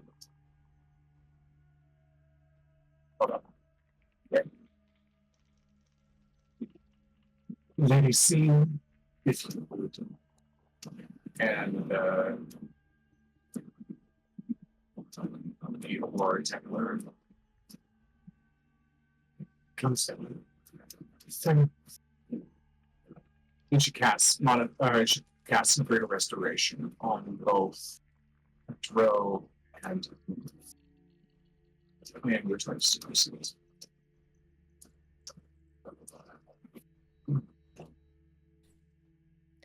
Everything I said still true?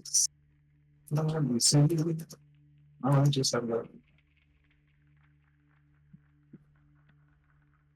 Okay.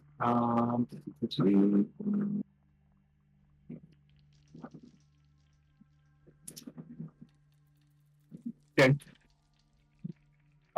Eve, your memory, you cast the spell on yourself, but it didn't actually do anything.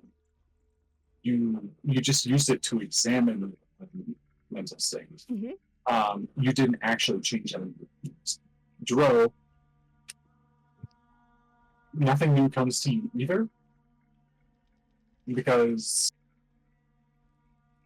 as best as you can tell, you weren't conscious in the first place, so you don't have a memory of that space,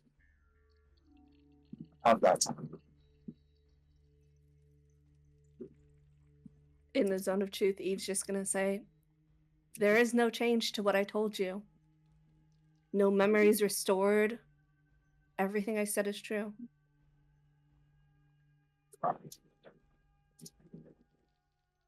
Fair enough.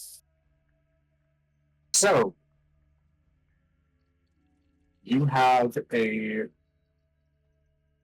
spell. Which spell is it precisely? So we can all be on the same page here. I used legend lore to find the original information about it and then modify memory to assess the missing parts of the story and realize that the memory itself had not been tampered with. The story, the reality of the story. Somehow the legend itself has been altered. We operate in actualities. We act in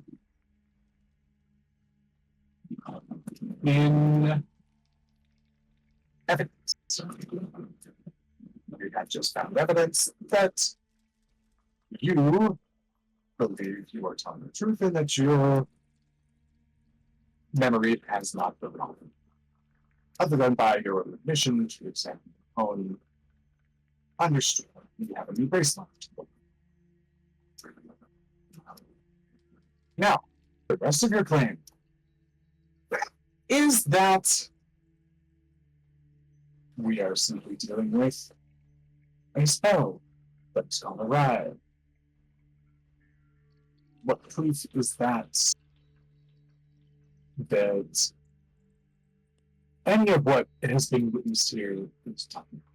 Also, Dro, anything new come up for you? You too have been restored to a state at which you should be having a flood of new memories if you were also modified. Joe's just this whole time having to relive this moment, especially when Eve was walking him through that night. He was reliving it. So his attention is just on that moment. And when she asked that, no. So, his memory wasn't modified, and he does the same, still admitting to the murder. Still not sure why we are continuing here. Perhaps this is sacrilegious to say, or rather to ask, but the other day there was an attempted assassination of Dro in the party that is with him from the prison. And the guards, from my understanding, were able to revive the corpse long enough to talk with them. Would it be possible to be able to perhaps revive the corpse of the deceased for long enough to ask her the questions on whether or not Dro killed her?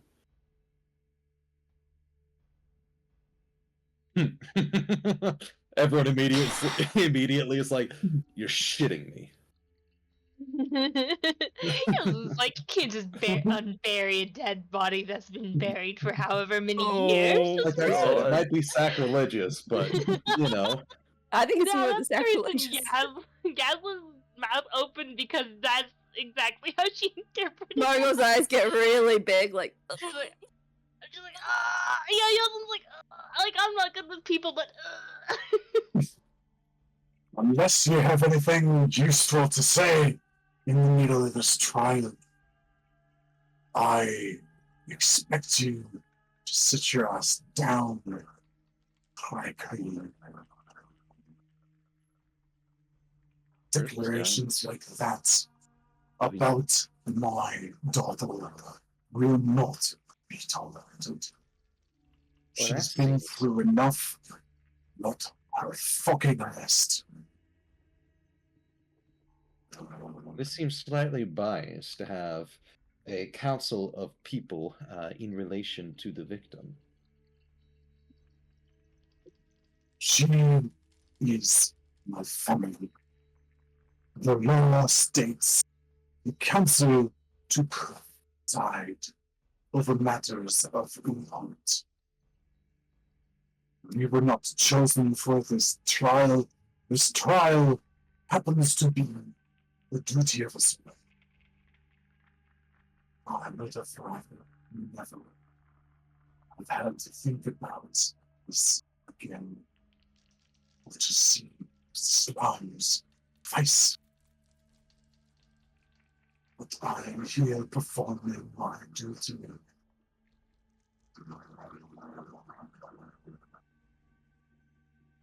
Very well. Well, the final thing I shall say before I happily take my seat and watch for the rest of this is you all know that there has been some form of tampering. And obviously, that tampering has been done to more than just Dro himself. Of course, he's going to think that he killed somebody because he's likely been tampered with.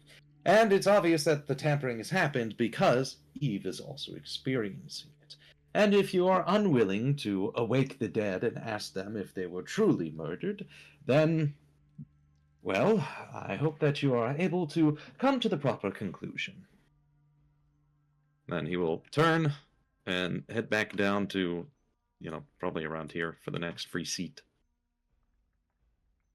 The three Drakewoods are looking at you very harshly. Give me a perception check. You said a perception check? Yes. Perception. And then, you know what? We'll go ahead and actually 17's good enough. Never mind. Okay. You see Serena lean back a little bit and whisper something to somebody who looks like a family guard who's sitting in a chair. With a 17, that's reasonable. And you hear something to the effect of, keep an eye on you.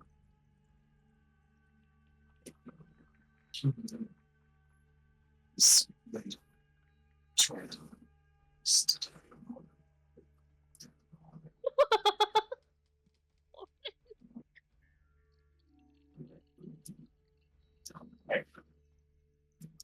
Eve steps forward as he leaves and just says, "If I may, I do not know if there was a spell cast or whatever occurred is greater than what spellcasters are capable of.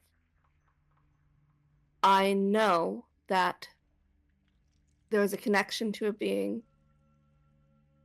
I'm trying to find it now. My notes are such trash. God damn it, Morgan. Something like that, though. Where is it?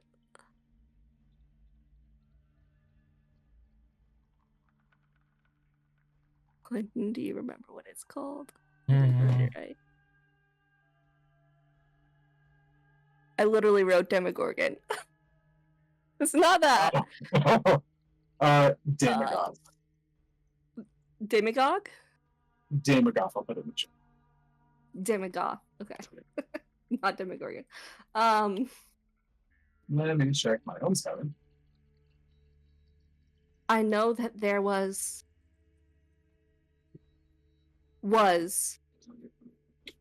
a being that attached itself to Dro, connected to the Demagogue, a being beyond my understanding. But I also know that Dro has been cleansed of that being.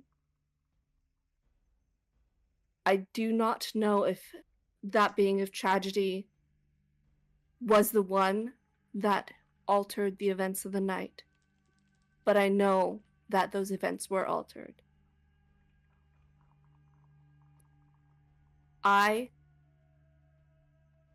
do not think that Dro is guilty. Even if he was present, physically, something of that magnitude, and she's gonna look over at Hasport and Albiadala, who saw the aftermath of that legend lore. Something of that magnitude is capable of taking hold of one's body and destroying it or worse. What is this demagogue that you're trying to shunt the blame onto? I explain what we know of it. So, some monster with a V-shaped set of red eyes who likes to eat pain. So And that what utter is pain.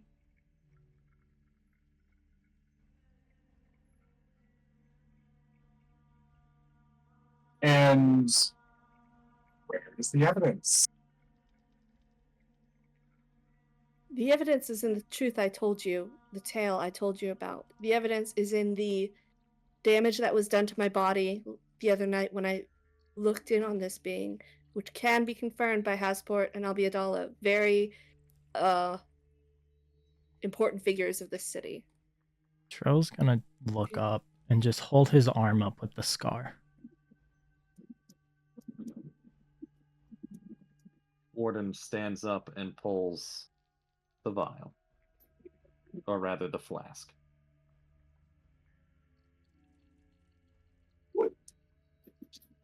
I think at this point, I think Dro's kind of locked back in. You want proof of this being. Here's physical proof of the sacrifice that I gave to what you guys are saying, purifying me. The sword that I now carry, which I'd imagine you guys have seen, belonged to the previous water champion. And when I chose to take that, the immediate pain and separation that I felt provided this scar that is now runs across my arm and proof that Echo was real. So you gave the killer and not quite. Now, and what exactly is in that vial you carry there for and you raise it like it's valuable.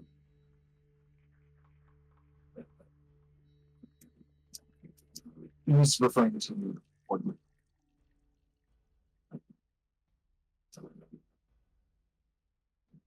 Say that again? He said, what exactly are you holding and why are you holding it? Like it's valuable. This is the proof that there was a demon. That happened. Some sort of demon equivalent. Yes. Also, apologies for bringing demon stuff into a courtroom. But hopefully the magicians and or scientists would be able to determine that this is icky stuff. And Duroc flicks his hand and the vial pulls out of your hand and flies into his. Warden sits back down. We'll take this examine. Ignore it until the results follow. He sets it down and just gently in front of him.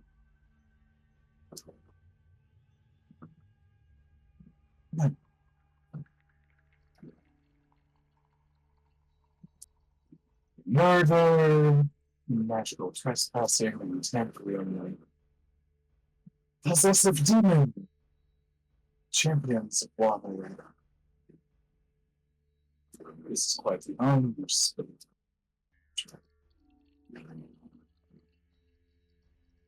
What does any of this have to do with even if you were possessed by something that has now left you, who will be punished for the time?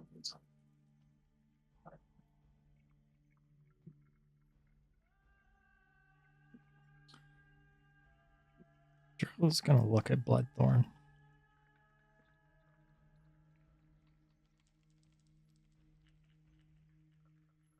I told you when I came back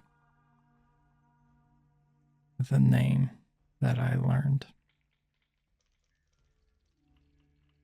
Who sent those people after Freya? And he's just staring at her.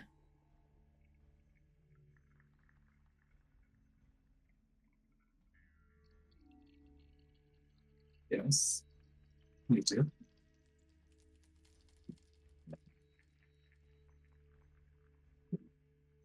What come of that? Are you saying those men on the night of her death were not of your employ? Why would they? Nobody likes me.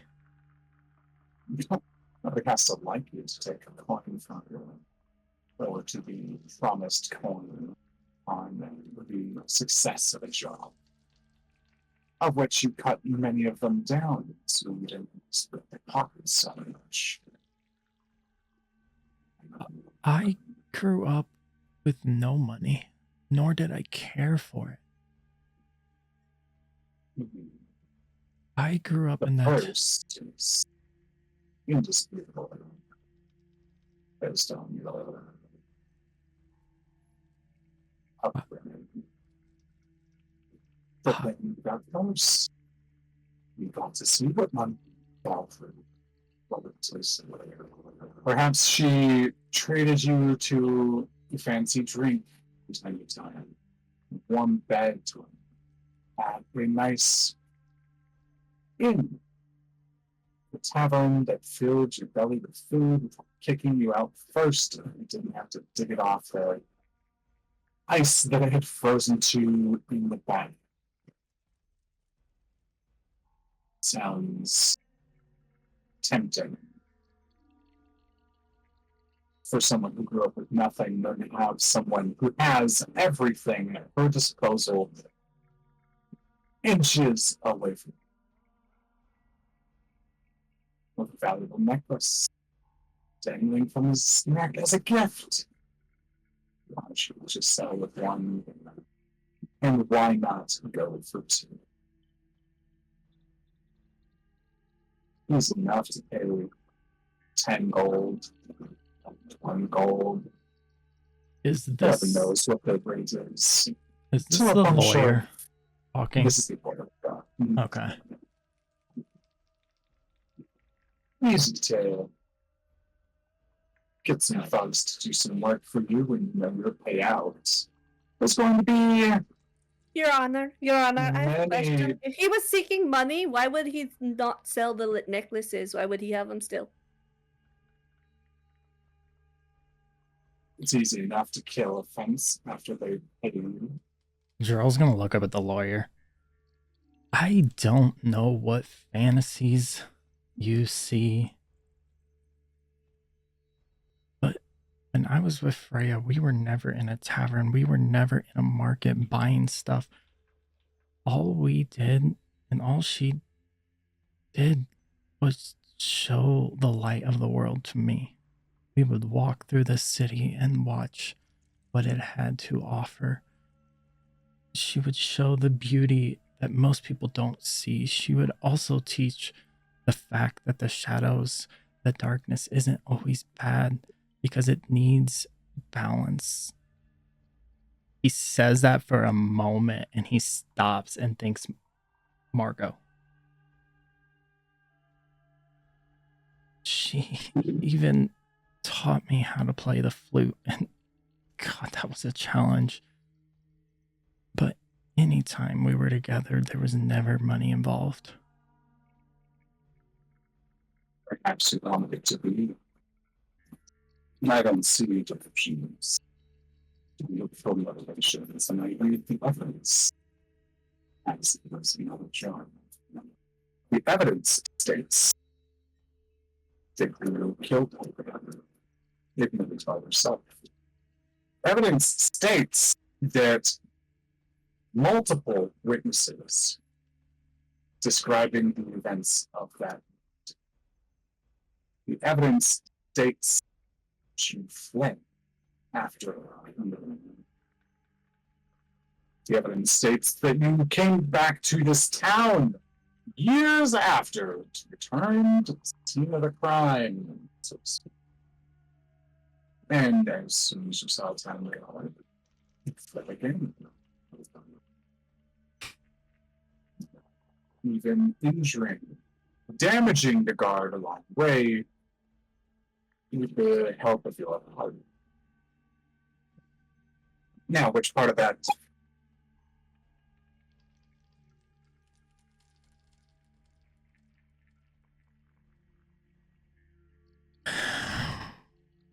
Do you really just want to hear your side of the story? It looks like after numerous people. This is going to turn and look at the court. Again, I'm going to tell you what I remember and everything of the truth that night. To this day still haunts me.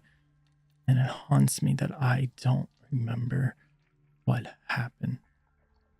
What I do know is the information I have picked up from others here that have shared that Echo is a being belonging to something darker, and I traded him to be something greater, to be a champion. And if I could go back and change that night, I would in a heartbeat. But the promise that I made Freya is to leave and find happiness.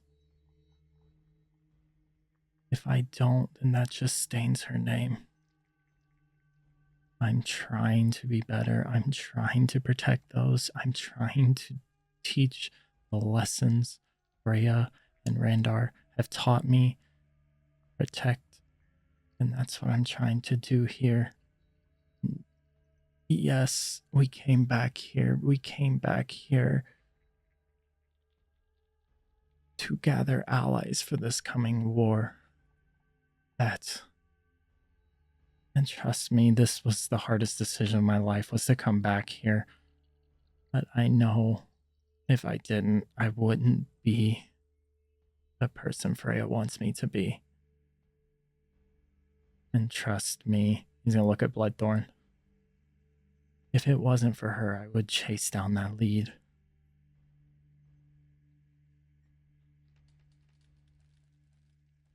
Give me an insight check on Bloodborne.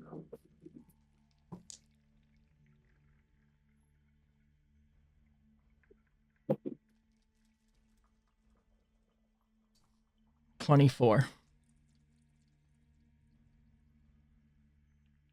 Catch her eyes, darts, to some of the time she as you fall asleep. Incredibly wonderful.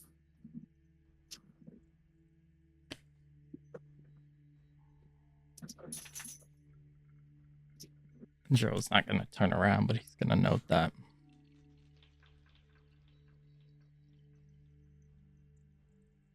I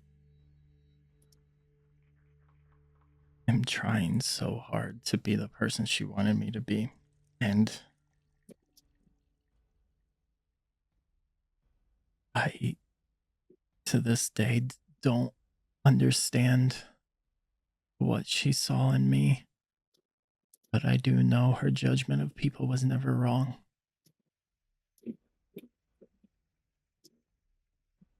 And that is why I want to fully acknowledge that I have a greater responsibility. Well, I just looked at the map, and the reason we came here was to get information and allies.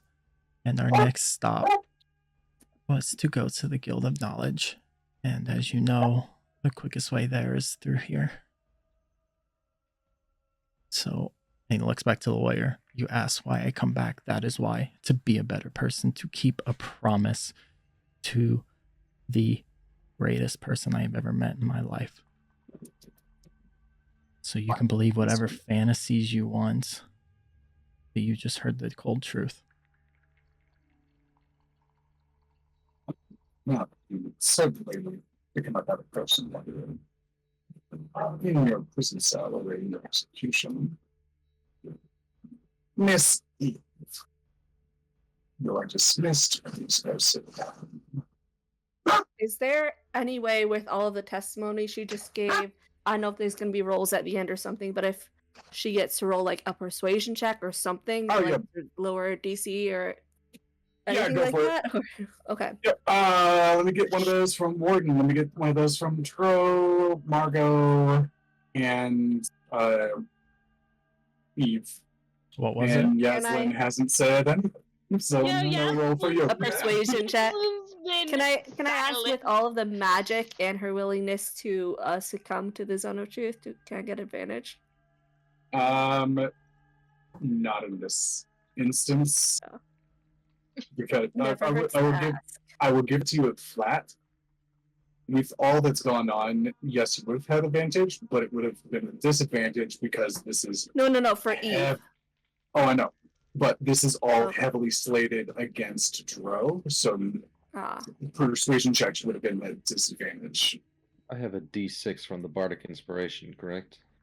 You do. Holy fuck, 32. You do. It's a D10. Yeah. I'm sorry, not a D6. What's a D10? Well, let me re-roll that. So scratch that. Hope it's not lower. It's lower. Oh, fuck me. Alright, Oh, that's a jeez. 19. 19. Okay, Dro. Honestly, Dro, when you I am give- going to give yours. Can I restore Disadvantage? balance so that his is normal?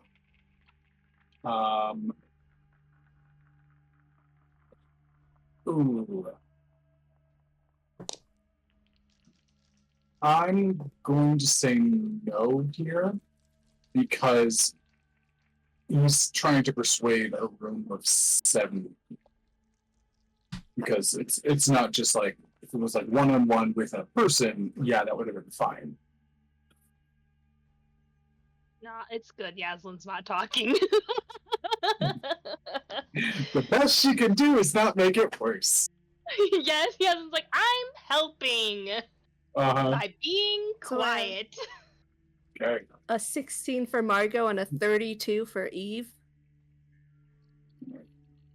If that disadvantage wouldn't have been a thing, it would have been a natural 20. Oh my God. It's an 18.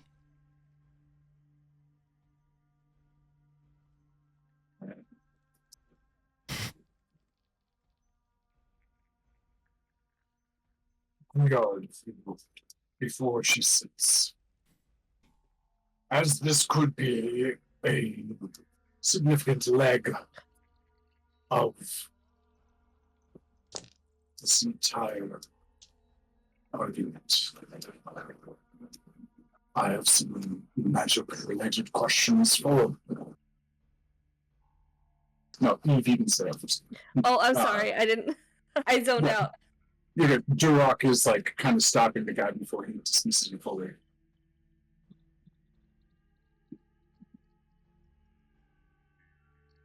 What makes you think the spell has tamper with. Rather than you just got a bit of it wrong. Rather than I got a bit of it wrong. I'm bit of it. familiar with the spell, and oftentimes it is cryptic at best. It is not a straightforward real book or answer sheet.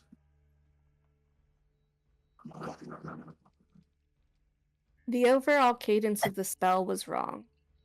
The way that the information was presented was wrong.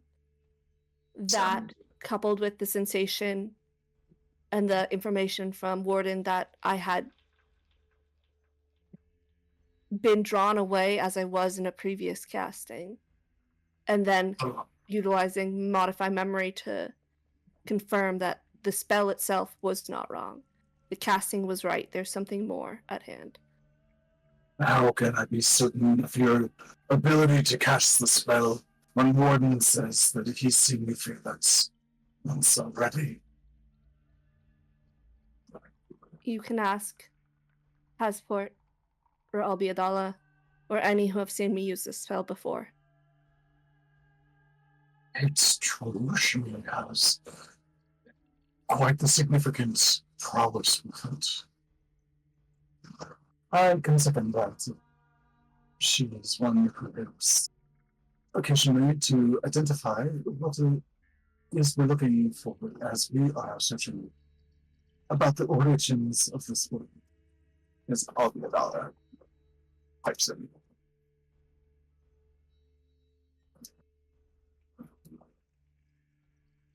And the possibility of a fluke, even by a professional, is not out of hand. I assume what you told us was a verbatim recounting of the words you earned from your spell. Yes. I see nothing wrong. Those I know have received poems many times as their lens into the past. Nothing seems out of place to me.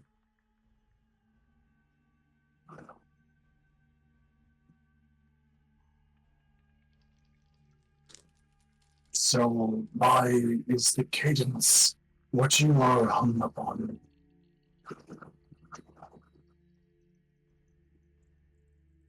Trying to remember what you said in chat.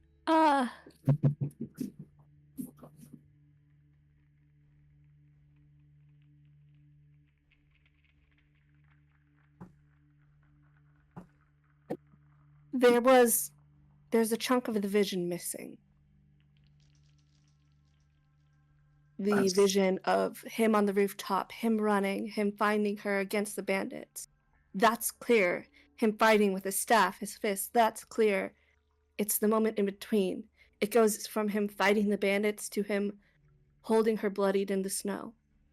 That's gone. The cadence makes it sound as though it flows as a continuous story, but it doesn't. There's a fragment missing of that story. A fragment that no magic seems to touch. At least none I've cast. So, it wasn't just poetry. It was accompanied by a vision.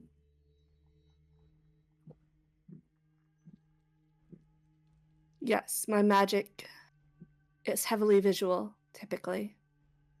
I deal with paintings, bringing that to life, but there wasn't exactly time to paint this out before the trial. Yes. The College of Paint. A rare bardic class.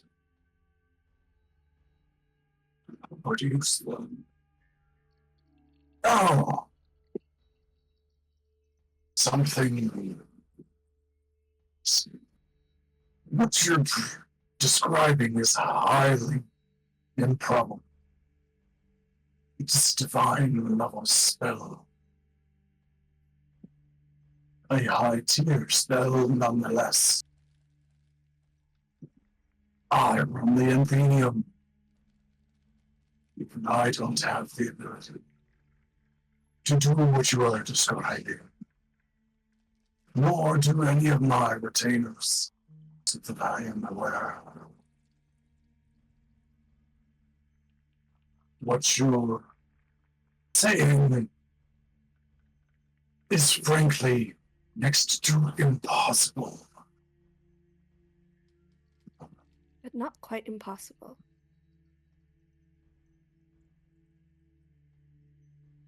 Not possible in the arcane. It would take something of much higher magnitude than immortal is capable of to pull that off. Are you saying there is something immortal interfering with the trial of a street rat? I mean no disrespect to those, but from the outside perspective, the title fits for what you were at the time. I think perhaps the focus was not on him. He just was a means of access. Whoever did this, it was about her, potentially the impact that had on this city, her family. I think Dro was just an unfortunate tool and has now been left out to dry. Left to hang.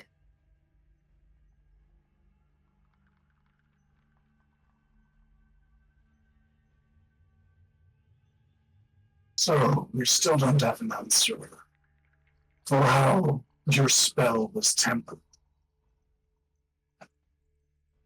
I what believe it's I could worth. cast a spell to try, but I don't have the energy yet.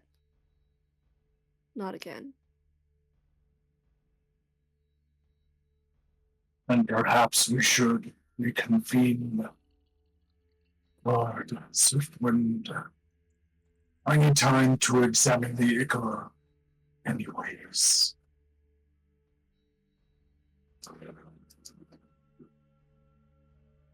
The court shall take a day's recess and return tomorrow. You are all dismissed to return to where you came from.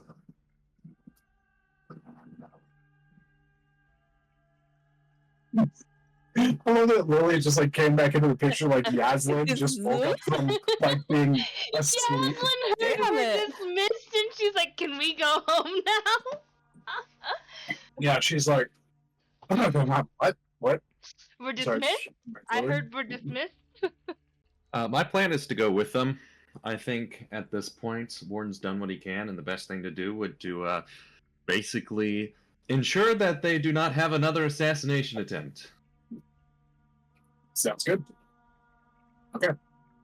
She's gonna go back with Hasport. She needs the supplies to cast another legend lore, and she needs it all brought to this place. So she's gonna go get ready for that.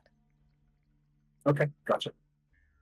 Anything in particular that you guys want to do? And as you guys are exiting out, you're kind of the first ones to leave. You see a bunch of familiar faces, a few that you don't know.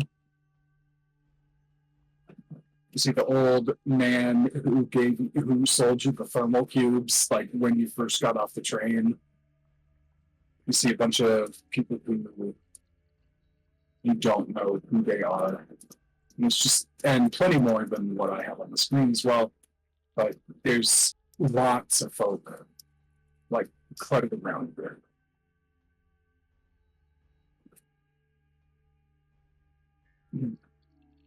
Anything in particular you guys want to do in this data process?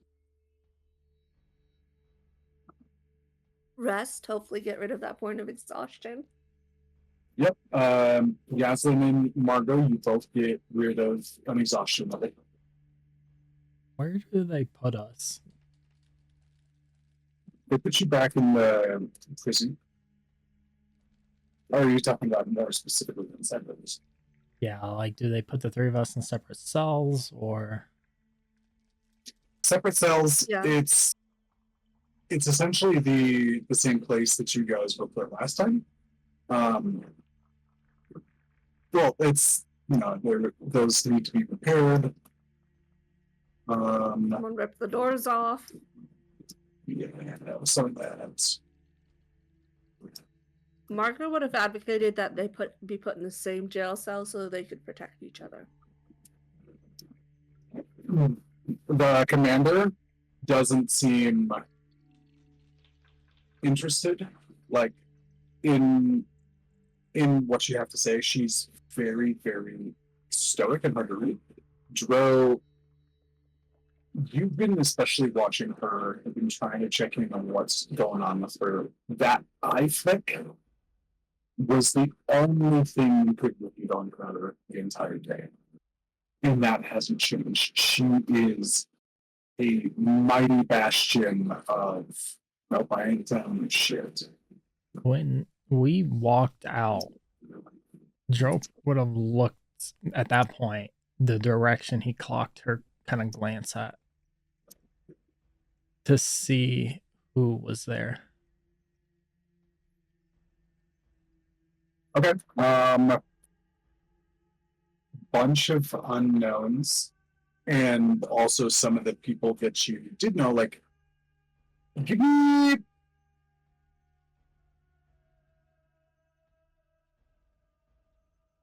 Yours was pretty high, so you know it was in the back of the room.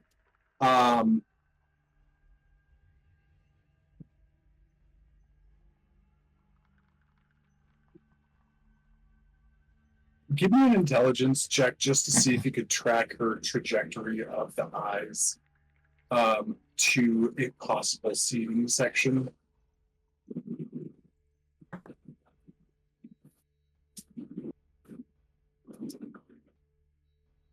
Uh, 19. 19. Okay. It's a little bit unnerving because as you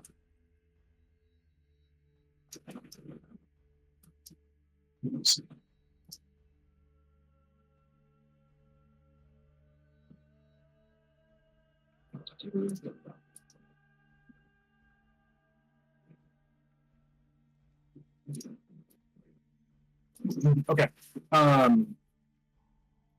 You look back, you notice you see Big Swole, who, like, as you guys walk by, Goslin, he sees you. And you see him kind of like, he's big, especially because he's sitting right next to Petrie, the little, like, Kiwi style bird who owns that gem shop. And then there's Big Swole right next to her, and Fry is on his left, just the little girl who owns the scroll shop. So, like, he's sandwiched in between two very, very small individuals. One is like puny, and the other one is a small child. And then he is enormous. He sticks out like a rock, or like a mountain between a couple of tree stumps. Like, and there's no way you don't notice him.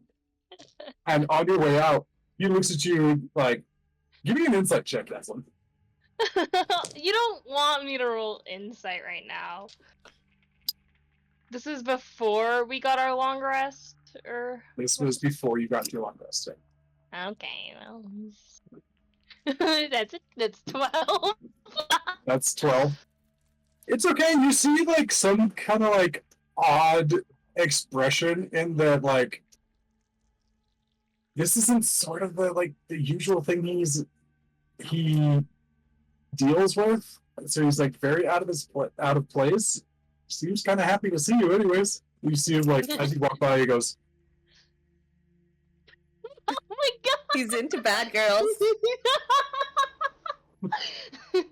I just kind of like do like a small like yeah. I think listen. I know this probably looks bad.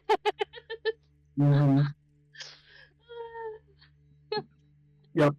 You see the fairy that you dealt with at the market where you got the magic items from. You see a very dark-skinned tiefling, who you don't know the name of.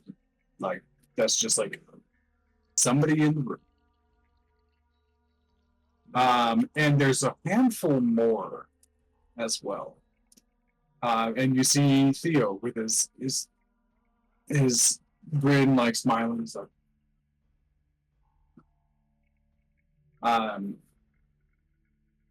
But there's probably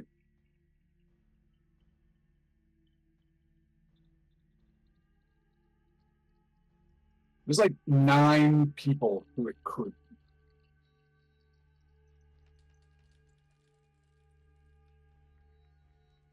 And that's if you automatically ignore the shopkeepers.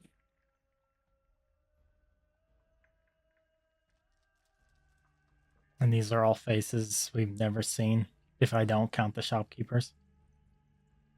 Yeah, that's a better way to put it. Is that there's 9 faces that are unused.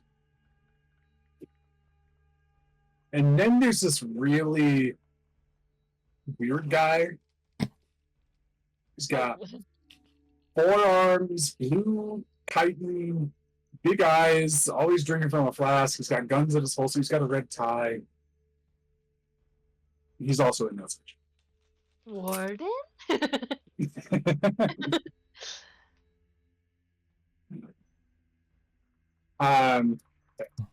So you guys are back in the prison. For ease, she does put you back in the same spot. You guys are all shackled, belongings. Warden's posted outside. He's not in the cage with you. So does the commander personally put us back in the jail cells, or is it just random guards who do it? She does not. You are. Can I try to convince the random guards to let us stay in the same cell? She orders them to do so. You don't see her react to the request at all. Are you not seeing this? Are you back on the prison? Yeah, we're in the prison. Yeah. So you're actually we're not actually in combat. It's not that. I was zoomed into the wrong side of the map. So we are in the same cell. Oh, okay. Yes, you are. Oh, sorry. I thought I changed where it would load you to. Oh, there we go. Now I got it. Okay. Yeah. So you guys have the night. If there's anything that you want to discuss, you're welcome to. If not, we will just return. Well, look, there's only one door I have to break down if we get attacked. This door looks sturdy. This is not normal. Look, life. they've reinforced it just for me. Yasmin's like, oh look, a challenge. Mhm. It's like, Maybe it'll I take ain't feeling 3. that shitty anymore. Let's go, door.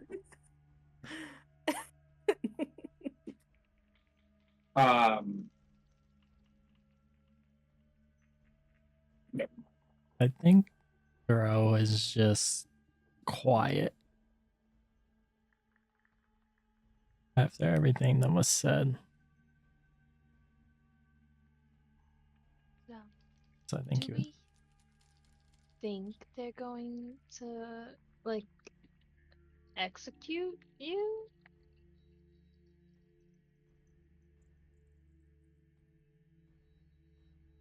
He's not paying attention.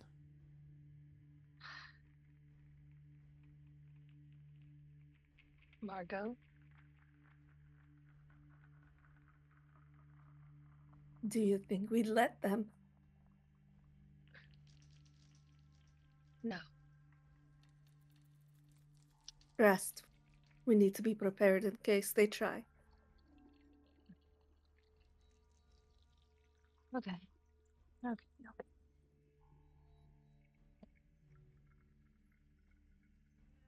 Warden, anything from you? Warden is going to kind of take shifts with the guards. ensuring that he gets his full rest. And for once, he will not be drinking. He's been surprisingly sober since Wow. going off to find Eve.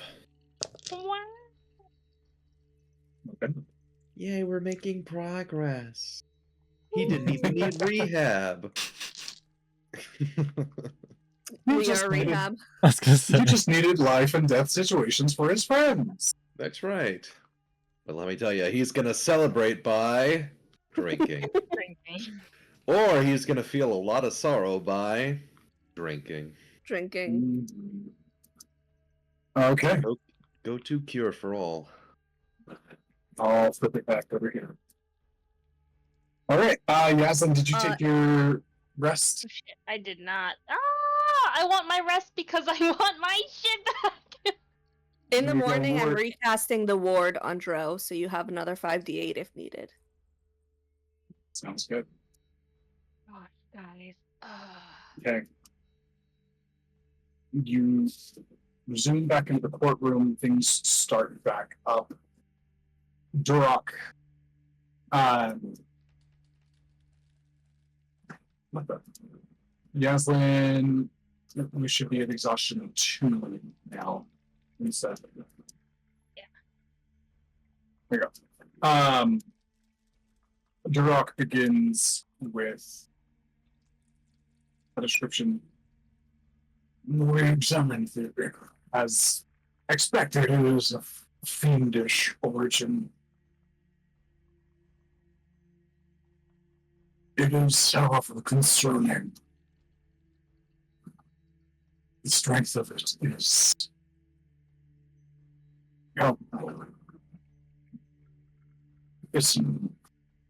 It comes from the high to food.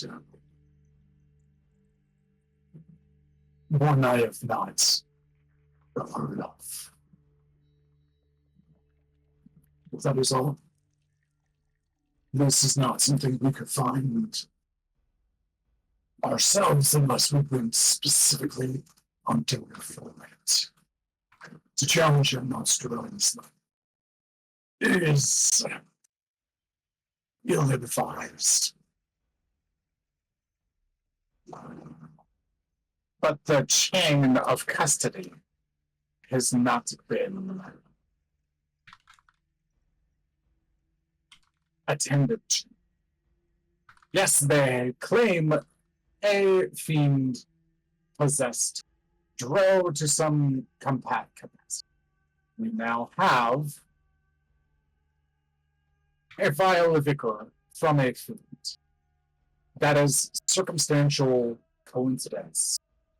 Let me It do is the spell. not. It is not direct proof. And cannot be treated as hard evidence. Unfortunately, they not if Seraphim speaks. What Goyard says is true. Since we do not have the origins and cannot track the entire lifespan of this item, we cannot treat it as though as we know. Perhaps keep it in mind, but do not trust it to be excellent. Thank you, like I said.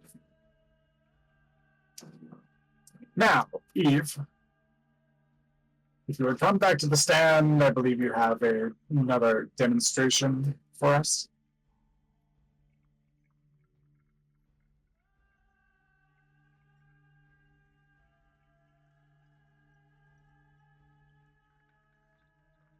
You're on mute. I get to say it for once.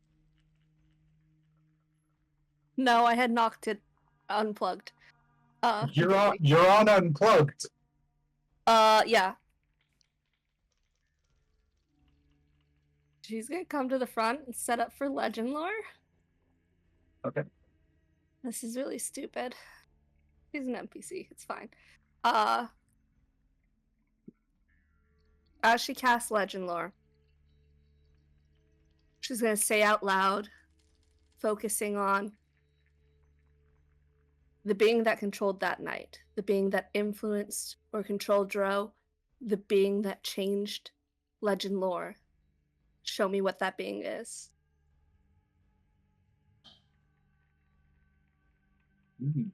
Interesting. Roll me an Arcana check.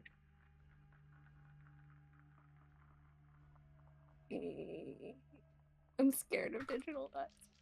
You That's got why. this. That's why I switched. Oh my god, another 19! Holy shit! What? 22.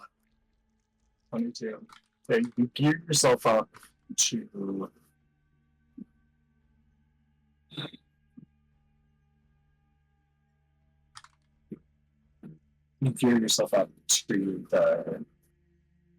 the spell. You were expecting pushback because whatever fuck with this, we're trying to pinpoint itself, and the spell works on best on details. And the best detail you have is whatever thing messed with it shows. Yeah. You finish the spell, you cast it, your hands flare out, and your changeling eyes like flare open. And as you're about to feel the rush of information flowing in your mind, the spell explodes in your face. The ivory that is required for the spell is shattered and shot into you and Gugard like splinters, which he throws up a hand and casts shield last second to impact the shield instead. And you were blown back quite a bit. You were on the ground bleeding.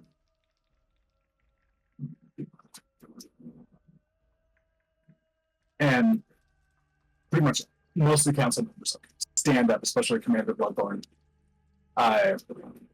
And Hasport, gets over and like runs over to you, and Iona Thornvale does as well. She comes down and casts healing word or cure wounds on you and get you back up to normal. Wasn't very much damage, but there's this strange like quiet in the room.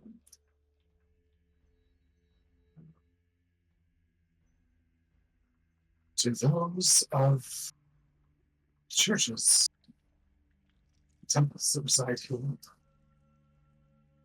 as well as our representatives of the Grand Cathedral. Has anyone ever seen something like that? Neo shakes his head. No, man. Team shakes her head, and Counselor Thornvale says, "No, but I felt it. It was powerful. This fiend they excised from Drew's body. There might be a bit more truth to that than the original thought. If Duroc says this would be a top tier thing, it may be able to be involved, especially if that description of it somehow eating pain and value is true. It's possible that could be the thing. We should stop this. I apologize. It is not left us to add conjecture.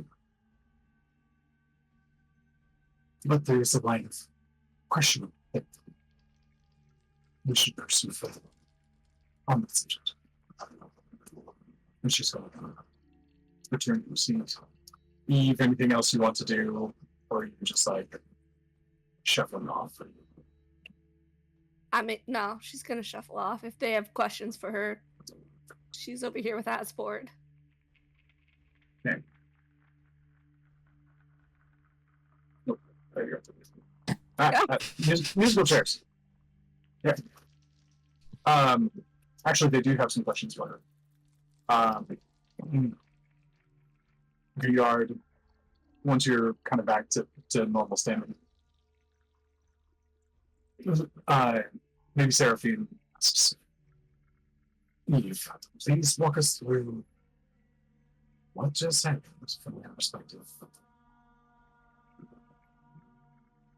I walk them through what just happened from my perspective. 'Cause I don't... Give me an Arcana check to see Okay. if, what details can you pick up from the chemistry lesson exploding in us. That's about what I expected after getting blasted with Yeah. ivory. Not sure. This isn't a spell that consumes the ivory. It's not something that should have feedback on. You're tapping into information, and other than information being a power source in itself, it's not a power source that should be able to push back. You're unclear.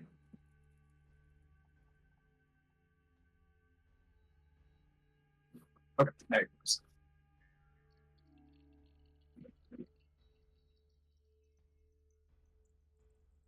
Your Honor, while I do admit that was unnerving,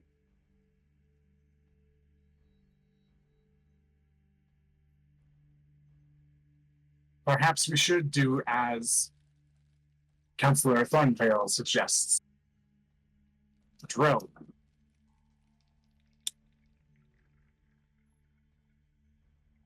Explain to us the nature of your relationship with this fiend. You can call you back to the fiend. Oh fuck.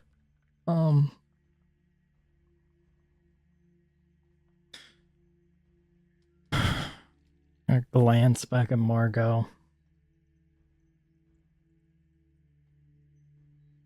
I'm gonna just set up a mind link in case. Not gonna say anything, just in case you need it, it's there.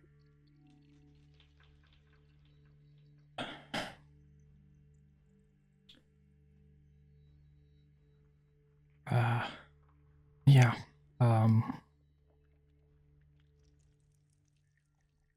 As you all know, I did live on the streets for quite a while.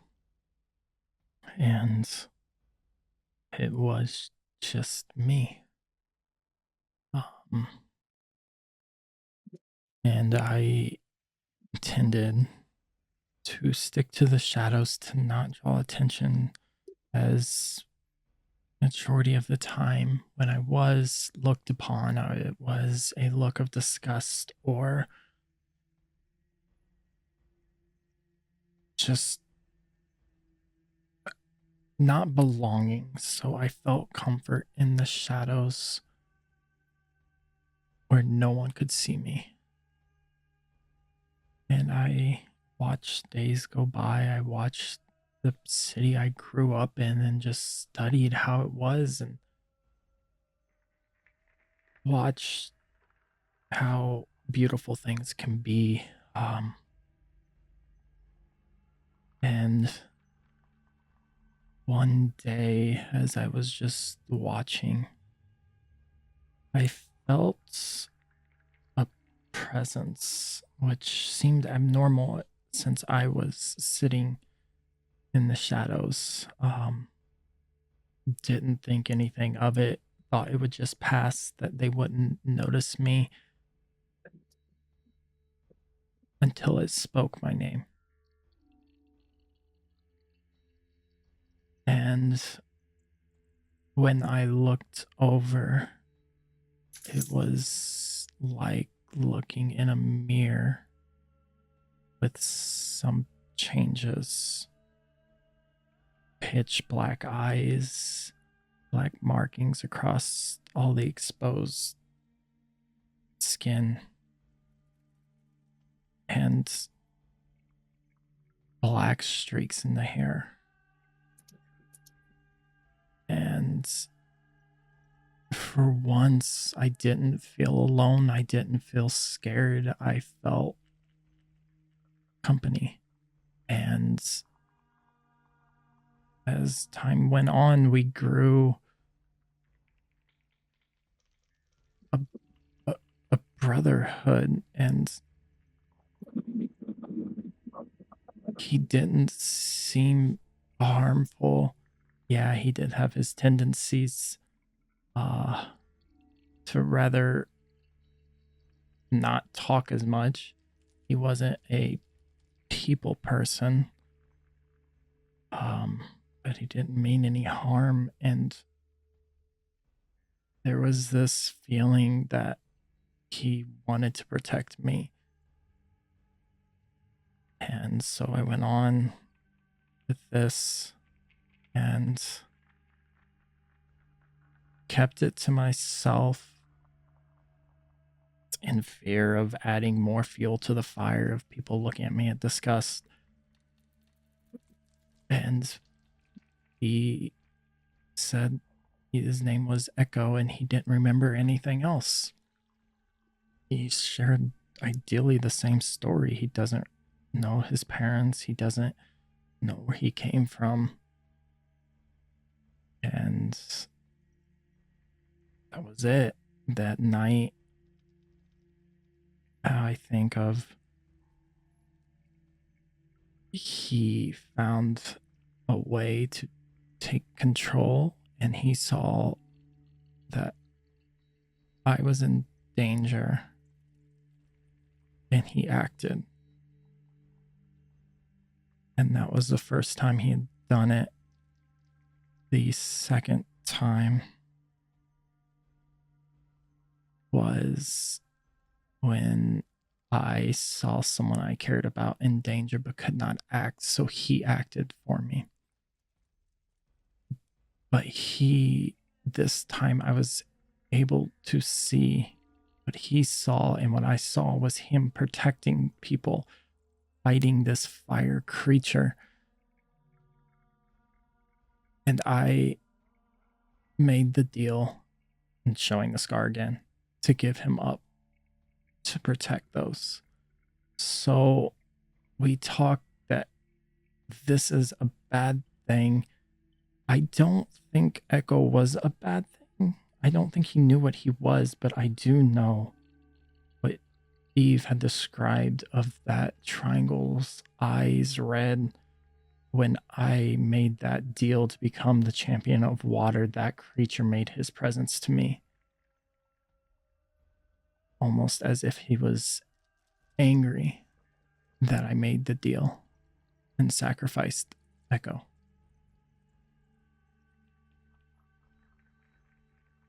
Referenced your arm several times, like it's significant. Explain this one. This scar is what I got when I made that sacrifice. This searing pain that I felt when I said the words that I accept to be champion, and I watched as question Morgan, the goo that came out of Dro when he made or Echo gave up Echo, is that the same that came out of Eve? It was black, right? Yeah. You don't know. Okay. I mean, visibly, it looks similar. I made that deal in that moment. I knew whatever Echo was did not echo hand with what power I was just given, and similar to that ichor that Warden has shown, exited my arm, and what was left was this scar. And the connection I felt with Echo was no more.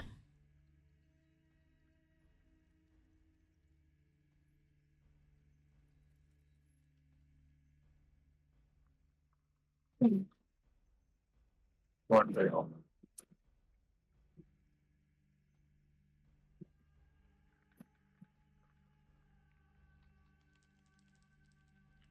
So, you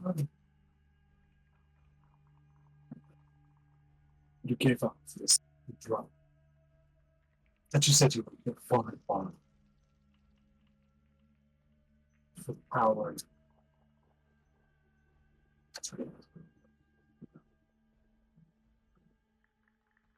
Can you repeat that? I didn't hear it. For the power to exile. Yes, in that moment when we were fighting this fire creature, there was a moment that I saw that we weren't making it out alive. And the city that we were trying to protect wasn't going to make it, so I made a drastic choice. And I put their safety before mine. And for a split second, I think Echo agreed with me to make that choice.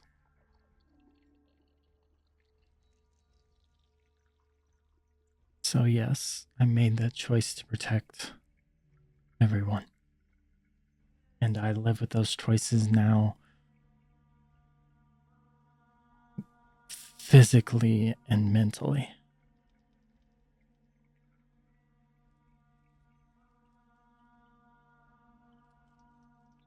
Right.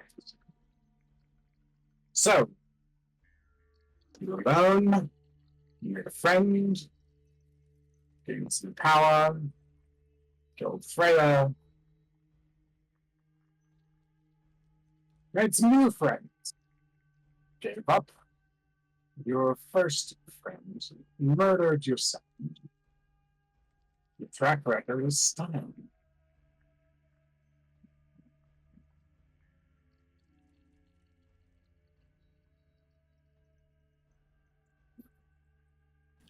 Rose not even looking at him. You say this creature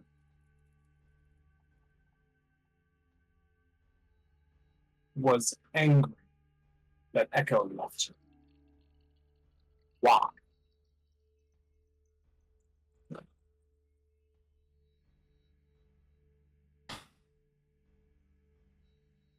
He said Echo belonged to him.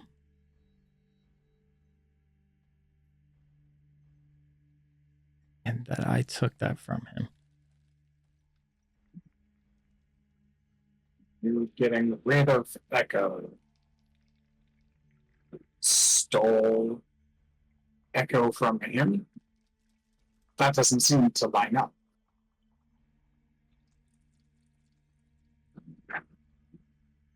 I'm telling you what happened. I don't understand these greater causes. I'm still trying to understand why the hell I was chosen for this champion. Before all this, all I knew was here.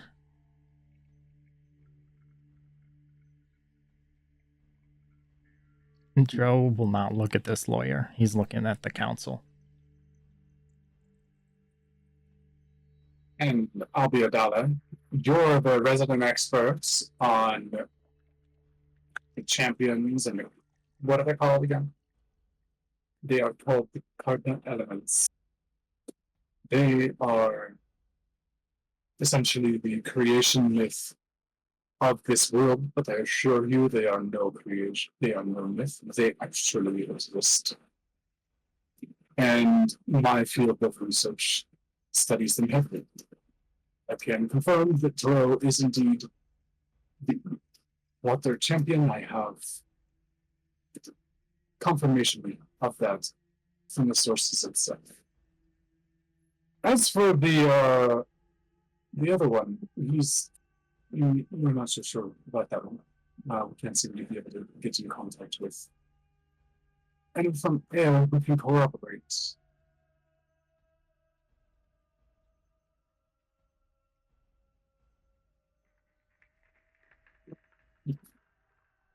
Thank you. So,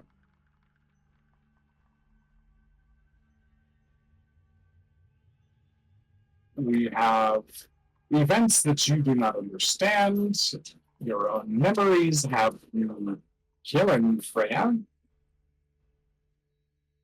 We have no definitive proof otherwise. We have some jinky magic that is not necessarily related to this trial, although I'm doing it. It is quite bizarre. Where does that leave us? You had the means, motivation, and the opportunity. Bit of a mixed bag on who you are, your reputation from before you left Albora's Rest.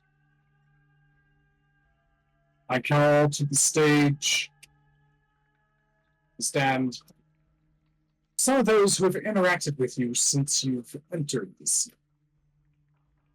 Perhaps they can shed some light on who it is that we're dealing with in the present day. You are dismissed, Dro.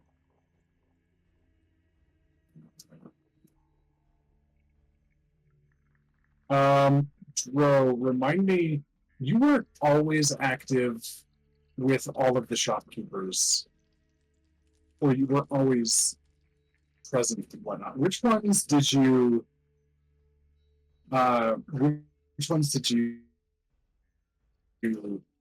interact with?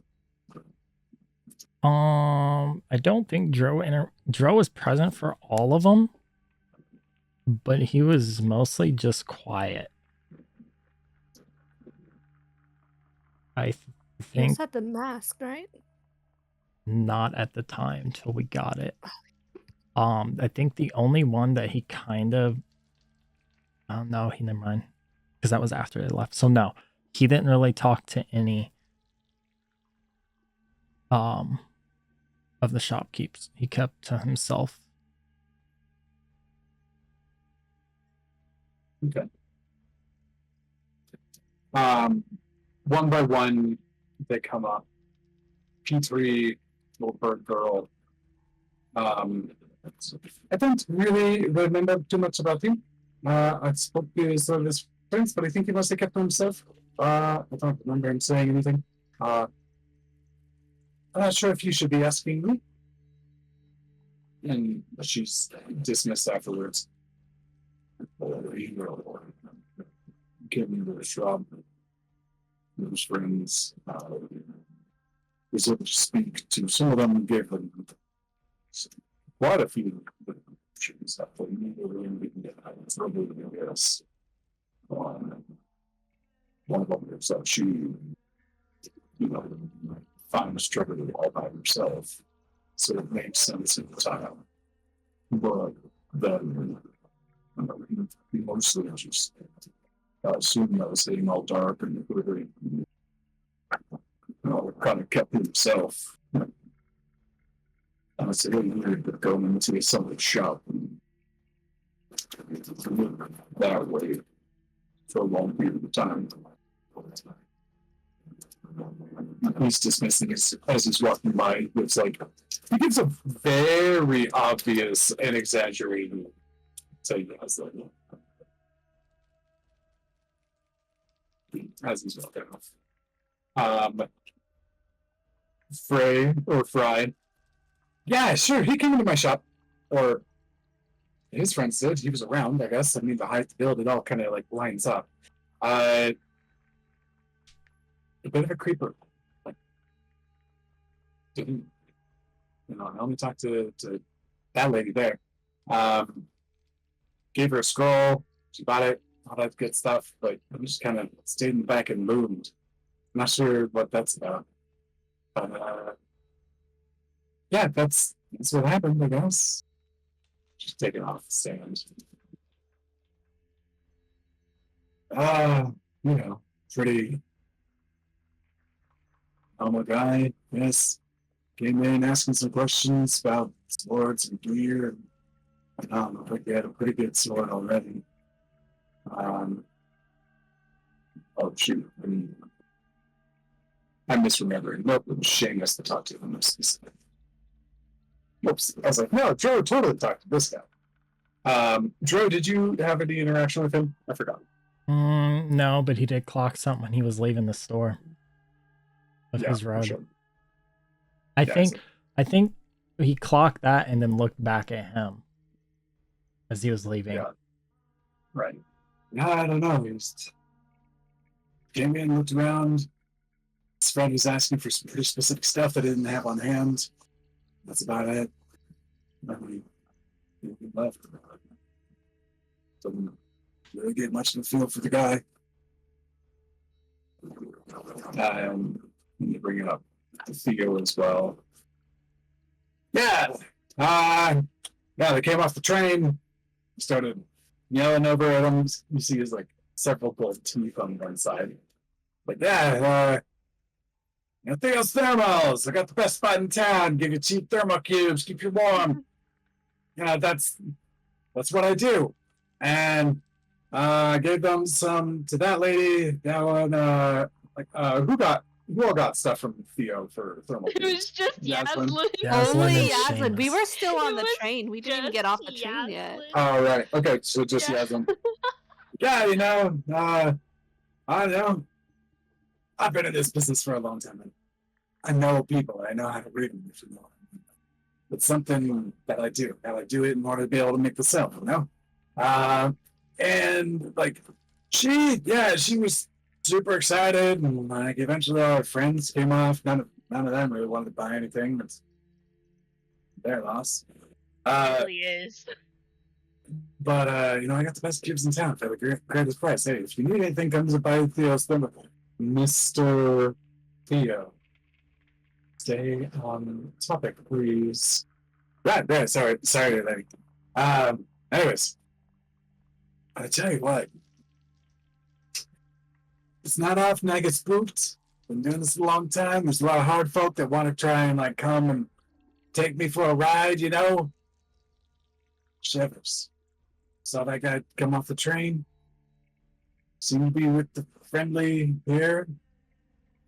Damn. Shivers.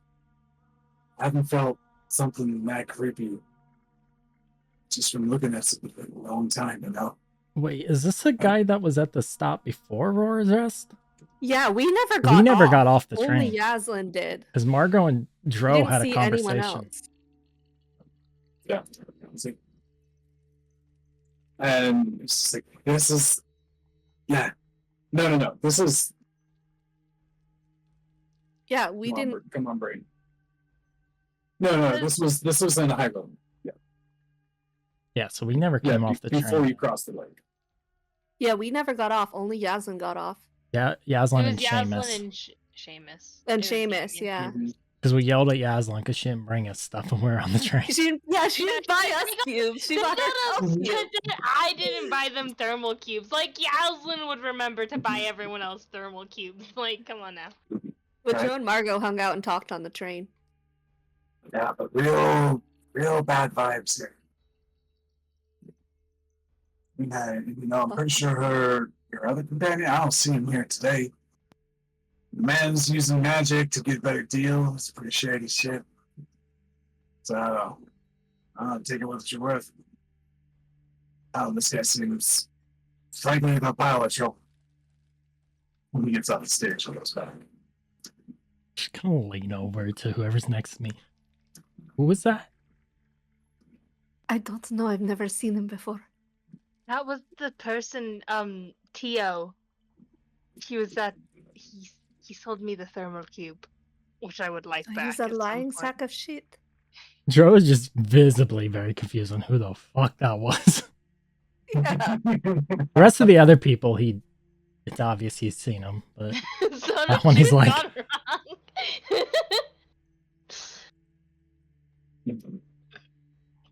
Okay. So, we've got a lot of descriptions of lurking and staring and sticking to yourself but taking things in. It sounds like a dangerous person.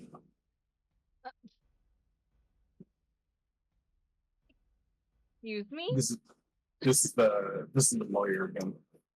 Oh, I I want wanna to push punch him off. him. This feels so bad. I want to Hate him. push him. Since you've come back, we have reports of you fleeing from the guard. Multiple times, injuring people. Walking up and down the mountain in tattered, beaten attire. It's illegal. thanks, Randor. Depends on what he did to somebody else to get that luck to him. Are you profiling us? Ma'am, I don't believe you understand what that word means. Maybe not. I've just heard of it used before, but it sounded fancy and nice. And when he mentions walking up beaten, Drill looks over at Randor.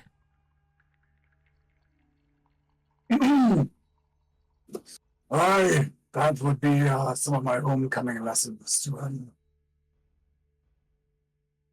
That is all. Let me sit back down. Homecoming lessons. And those were predicated on a happy family reunion. And Ranrage kind of looks down. I had to teach my boy a lesson about being music. Right. So, violence again. One more in your life. As an adventurer, I'm sure you did your fit. As you know, your many scars would attest to that.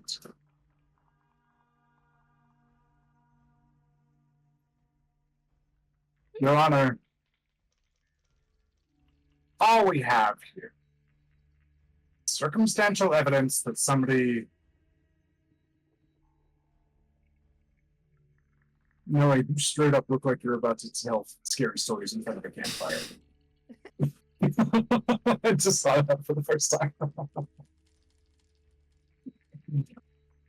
All we have here is circumstantial evidence that points at something funky is happening magically with the records of this of that.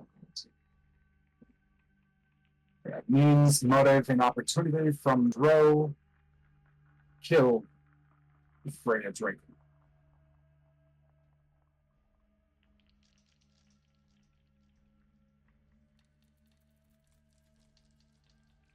Do we really need to go on? The evidence speaks clearly.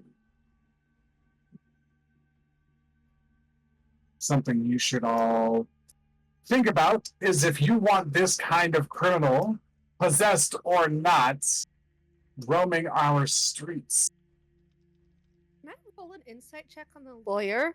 As I do it, I want to mentally connect with him. Sure, go for it. Can I also roll insight to see? He's me? like so adamant and just like, there's something about him I don't trust. He's also, to me, seems he's kind of belittling the council. He is. He's belittling the council and he's dismissing all evidence that doesn't come out of his mouth, no matter who else says it. And he's leaving stuff out that everyone else has said. Me get a Natural new 20. lawyer. Let's go. Okay, mind linked them. Say.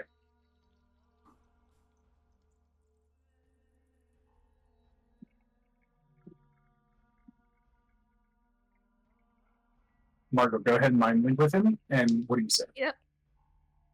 I'm doing the insight check first, but it's an action to establish the mind link. So I'm just saying that the Okay, mind link sure. is established and an insight Yep. check because he's just so adamant about only what he says is right, and he's talking down to even the council. Like, I feel like something's off here.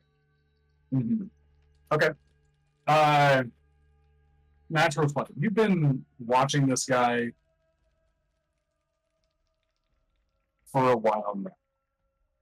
And there's this bizarre and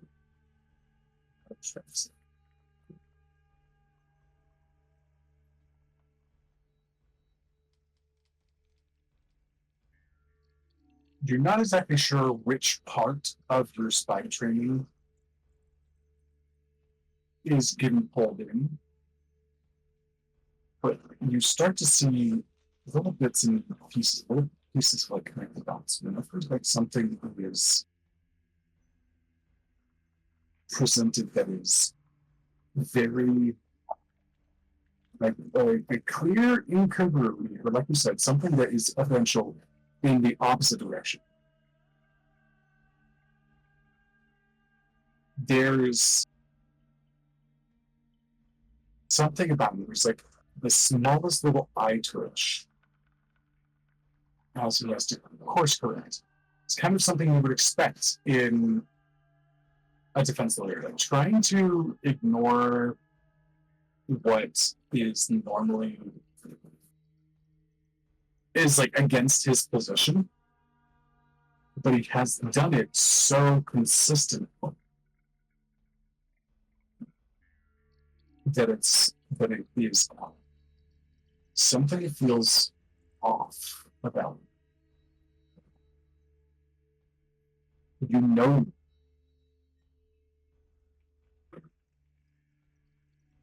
you just don't know why. Did Dro tell us who the assassins were from?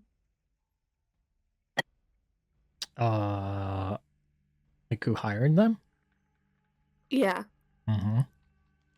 Who was that? Oh, what was Black his name? Moon? No.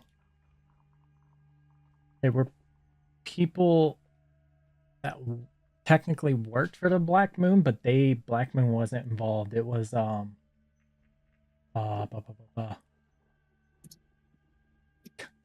it go? My notes suck. Gylax? Galax. Sarlax. Okay.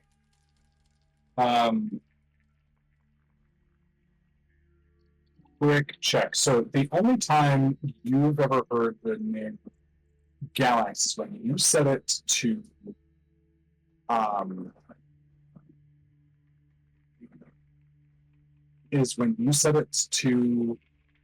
the commander.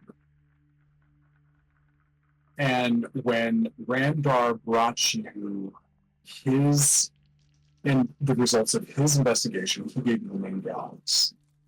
And that triggered a memory of you eavesdropping on the conversation that Freya was having at the temple.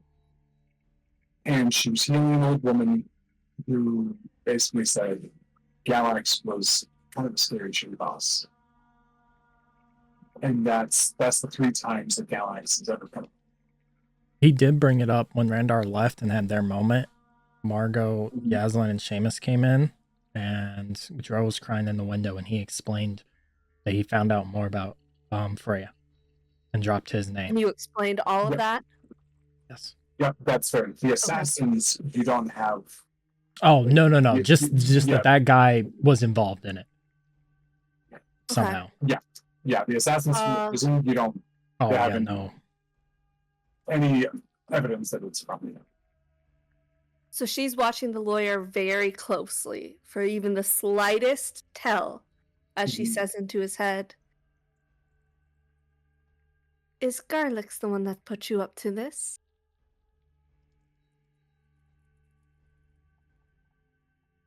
I mean, but looks around for a moment.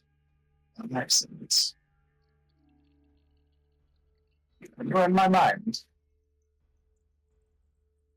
Did I, with watching him closely, did I get anything like, not just, so I don't know if you got that, but I was saying, in that moment that she said it, did I get anything more than like, fuck, someone's in my mind? Did I get like a, fuck, someone figured it out? Who figured it out? Oh, you? No. You just get confusion. Okay. I mean, look, it's over at you. Give me a persuasion check with that, right? A what? A Persuasion? persuasion check? Yeah.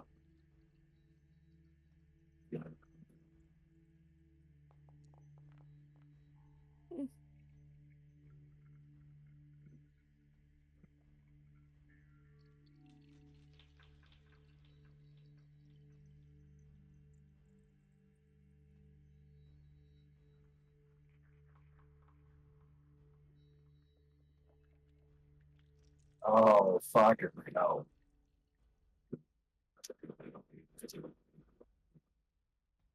Dude's got a +6 on insights because he's a lawyer. We rolled that against your persuasion and got a 12. Shit. And you hear him say, "What does Galax have to do with any of this?" And he looks back towards the back of the room at the man sitting on the end of the row.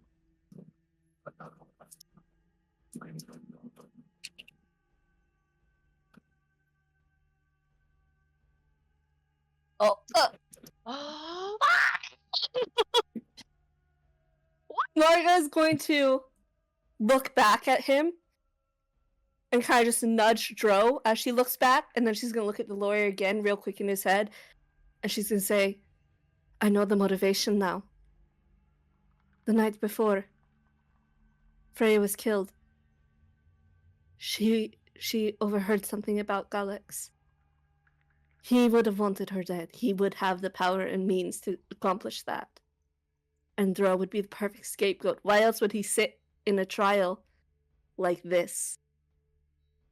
Unless he wanted to see his work done." And he responds to you.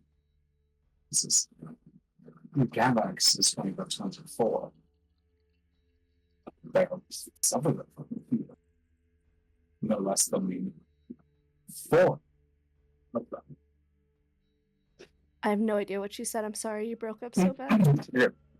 Says Galax is one of the 24 of the Athenian. And there are several here peasants. It's a matter of citywide influence. One would not be interested. Freya knew something she wasn't supposed to about him. Well, lost the accent. Freya knew something she wasn't supposed to about him. She knew, and that got her killed, and now Dro is set to take the punishment for that. Everything that has been said is true. He tried to save her. Give me an Arcana check. Dro's so confused and just turns and sees some guy back there. Yasmin's like looking. Oh my god, I'm using a sorcery point. Don't you have inspiration? Fuck, okay, that's better than the Oh. natural one, though. No, we do have inspiration. Don't you Oh. have inspiration? I think I we do all have do. inspiration. Okay, go for it. Let's do it again. We're rolling. Fuck it, we rolling. That's Woo! better. That's a working class 20. Okay, 30-20. You have like with your natural 20 on the insight, plus you're tapping into him, he's kind of confused and like he's a little bit slow in giving his thoughts. Um, and getting his thoughts out, at least in like the mental capacity, you reach out and you kind of like try to expand your awareness, not your influence, not your touch or anything, on his mindset, and you feel more, and then maybe there's something a little bit there, and then you push a little bit more, and you push a little bit more, and that on that third shove, you feel it, and something clicks. It's not an elf, he's a half elf. And someone has a mind affecting a spell. Margot's gonna stand up real quick and just say, Your Honor, may I make one request? What is it, Miss Sparrow? We have seen evidence of tampering throughout this trial. Can we please ensure that this individual representing the courts has not been tampered with? Can one of your own dispel or restore him to ensure there is no external influence? You're wrong. How many trials have we done together? How many trials have you had a spell explode in someone's face? It's a simple request if a man's life is on the line. Frankly, at least 3, not including today. Many of the trials we hold have to do with unethical or problematic magic. It was unnerving, but it certainly wasn't the first. Drill's glancing over at Randar like, why is he defensive now? She's still standing looking at the... Roll a persuasion check. Drill's gonna chime in too. Why are you all defensive? Roll your persuasion check, Marco.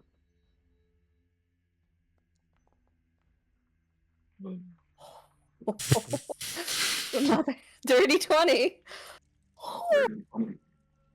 He's working those dirty 20s. We are. Tonight is... The dice are working tonight.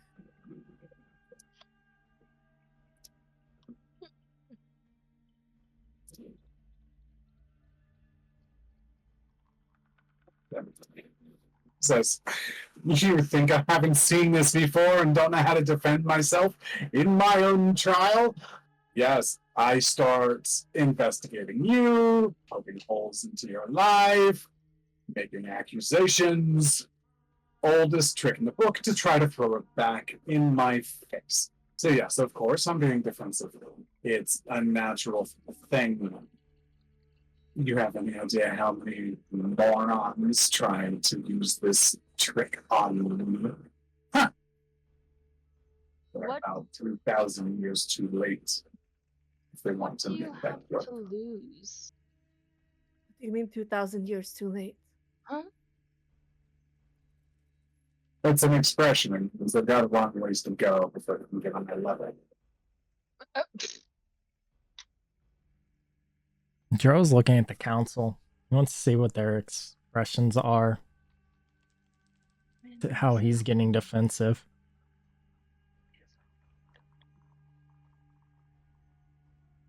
None of them really care.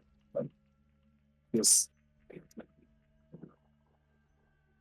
what he said wasn't, people try to badmouth the lawyer all the time.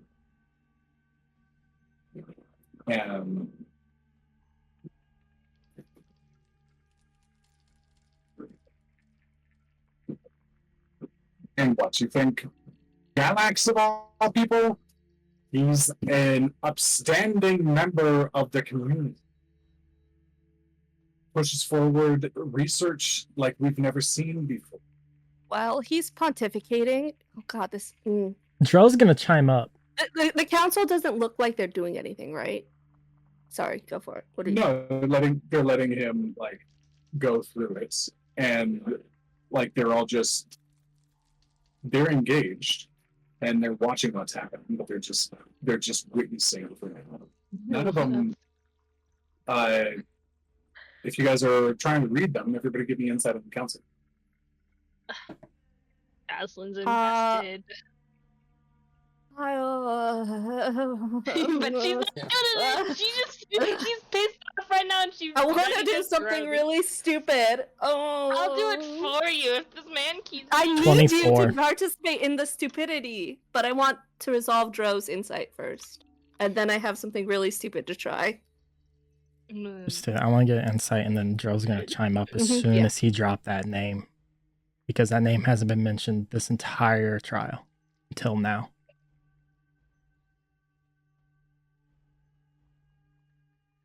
Okay, so what's your insight, Joe? 24. 24. Okay. You're looking at the council, and like none of them seem to be behaving differently than they were previously.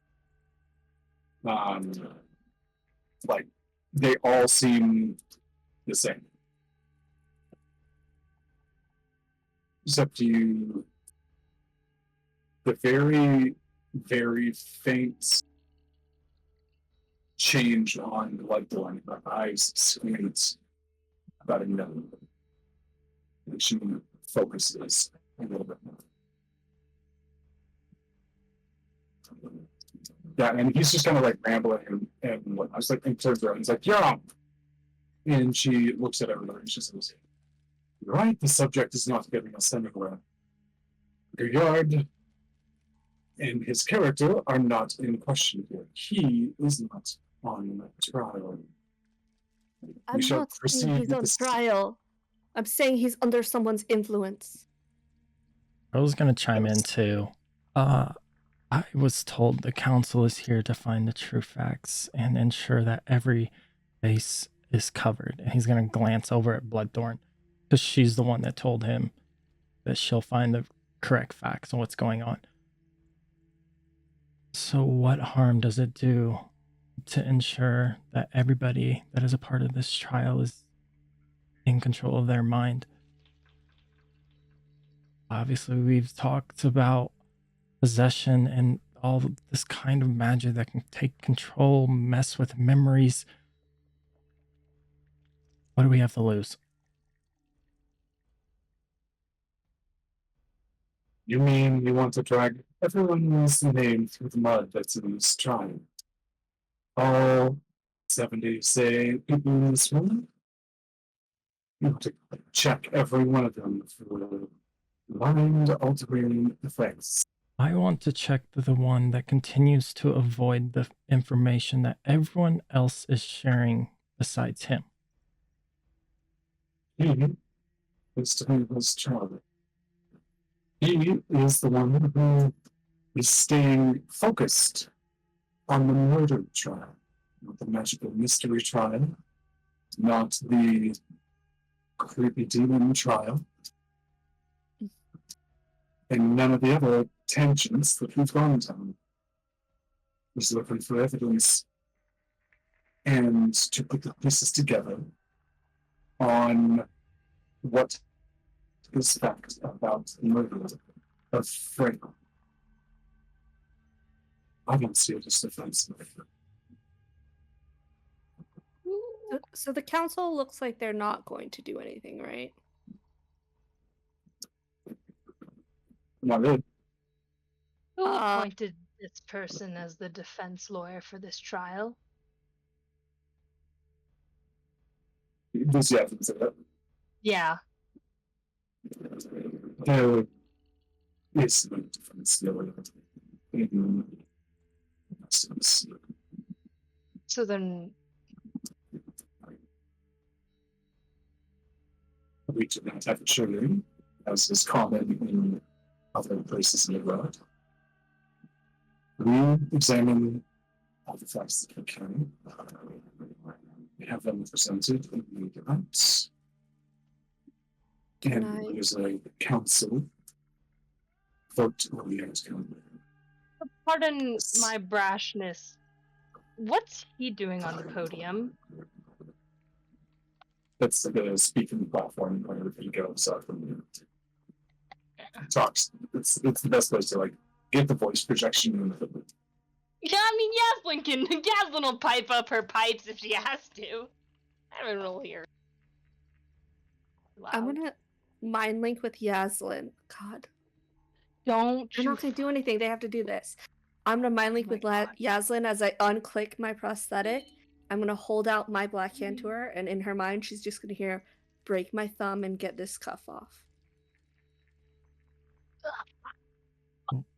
While that's happening, Tro is studying Okay. Bloodthorn and then looks over at Randar to motion for him to look at her. Something's off with her. Yaslin kind of panics in this moment. She hears your voice in her head, and I think she grabs your thumb and tries to break it. There's just pure panic in Yaslin's eyes when you're in her head. Oh, fuck! This is not where you. This is not where you should be. You need to get out. I will as soon as you break my thumb and get the cuff off. I'm trying. What do I roll? Give me a strength check. All right. Oh, Yaslin's rolling the strength check advantage right now. Yeah, Yaslin's a little freaked out. She's like, "You shouldn't be." That's above my AC. I don't have any armor on. A 14 when you're letting it happen. Yeah, that definitely goes. So Margot, she reaches over and snap. Yaslin, roll a d8 of damage. It's just Yaslin has pure panic. Oh my god, Yaslin is not a gentle breaker either. She's like, shit. I love it. I love it. I asked for it. Okay. Margot, you scream. Everybody's head turns over to you, and there's clink, clink, clink as your prosthetic falls off, and then also the shackles fall off as well. Your magic flooding back into you. Quicken spell, fourth like- level. Dispel magic on I the knew it. Gods, arrest her! lawyer. As he shouts out, dispel magic. Yep. She subtle spell dispel magic. What'd you say? What level? You did a subtle, right? Fourth level. Oh, fourth level. Okay. Fourth level dispel magic. Mm-hmm. I don't have Okay. spell. Oh dang. You reach out and point at him with your thumb that's like broken down. And you said quicken spell? Yes. So it's It's Bonus a bonus action. action. So. Okay, good thing you did that. I meant to do fourth level. Let me just take the fourth level off. There we go. Ooh. It's Give technically cast me at third level, so my assumption is most sorcerers, even seeing that, would cast a counterspell at third level if they tried it. But Mhm. I'm trying to do it real quick too with the quicken spell. Give me.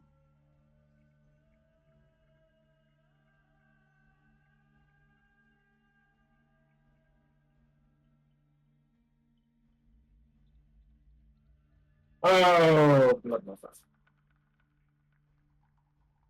Give me sleight of hand check. Sleight of hand? Oh Sleight of no. hands to see how surreptitiously and how swiftly we can get this off. Okay, 15. 15?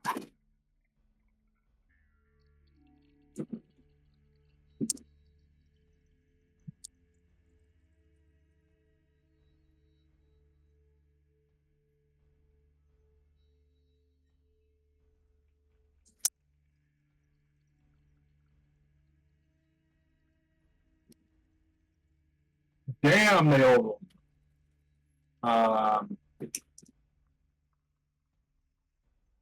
and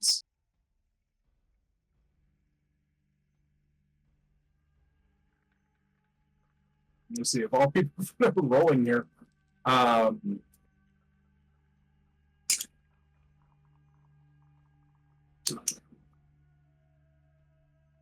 Sheesh. Let me see. Oh, Thornvale, Theo, Serena, and those are it. They all, like, as it happens, they're all paying attention. They all shout out and point. And Theo stands up and says, "Stop her!" And Serena looks like she's trying to escape. And there's like a general commotion as suddenly like one of the prisoners is free and like looks like she's casting a spell. There's a few people who notice it fast enough and are able to react quick enough that they shout out. Only one of them reacted fast enough to do counterspell. And that would be Counterspell or counterspell. You're like, no. shit. Okay.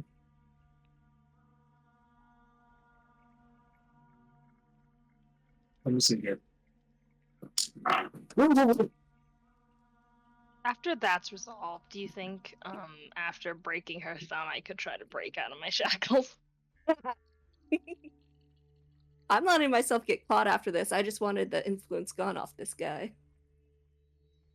Okay. 1 second. Gotta check a thing.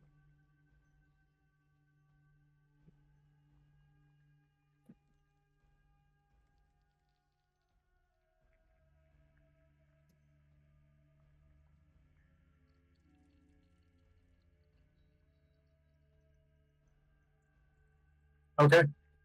Actually, the one person who's a caster who saw it fast enough was Thornvale, and she's not a wizard or a sorcerer. She's a druid. So, as you stand up, point at him, no need for counterspell, she reaches out and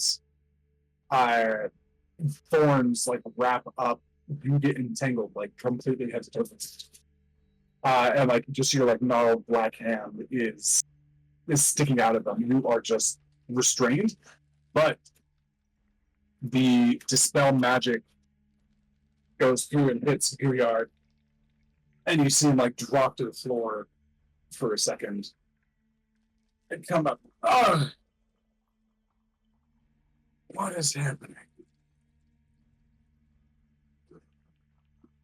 And looks towards the crowd with like a dawning realization. You. And that's what we're going to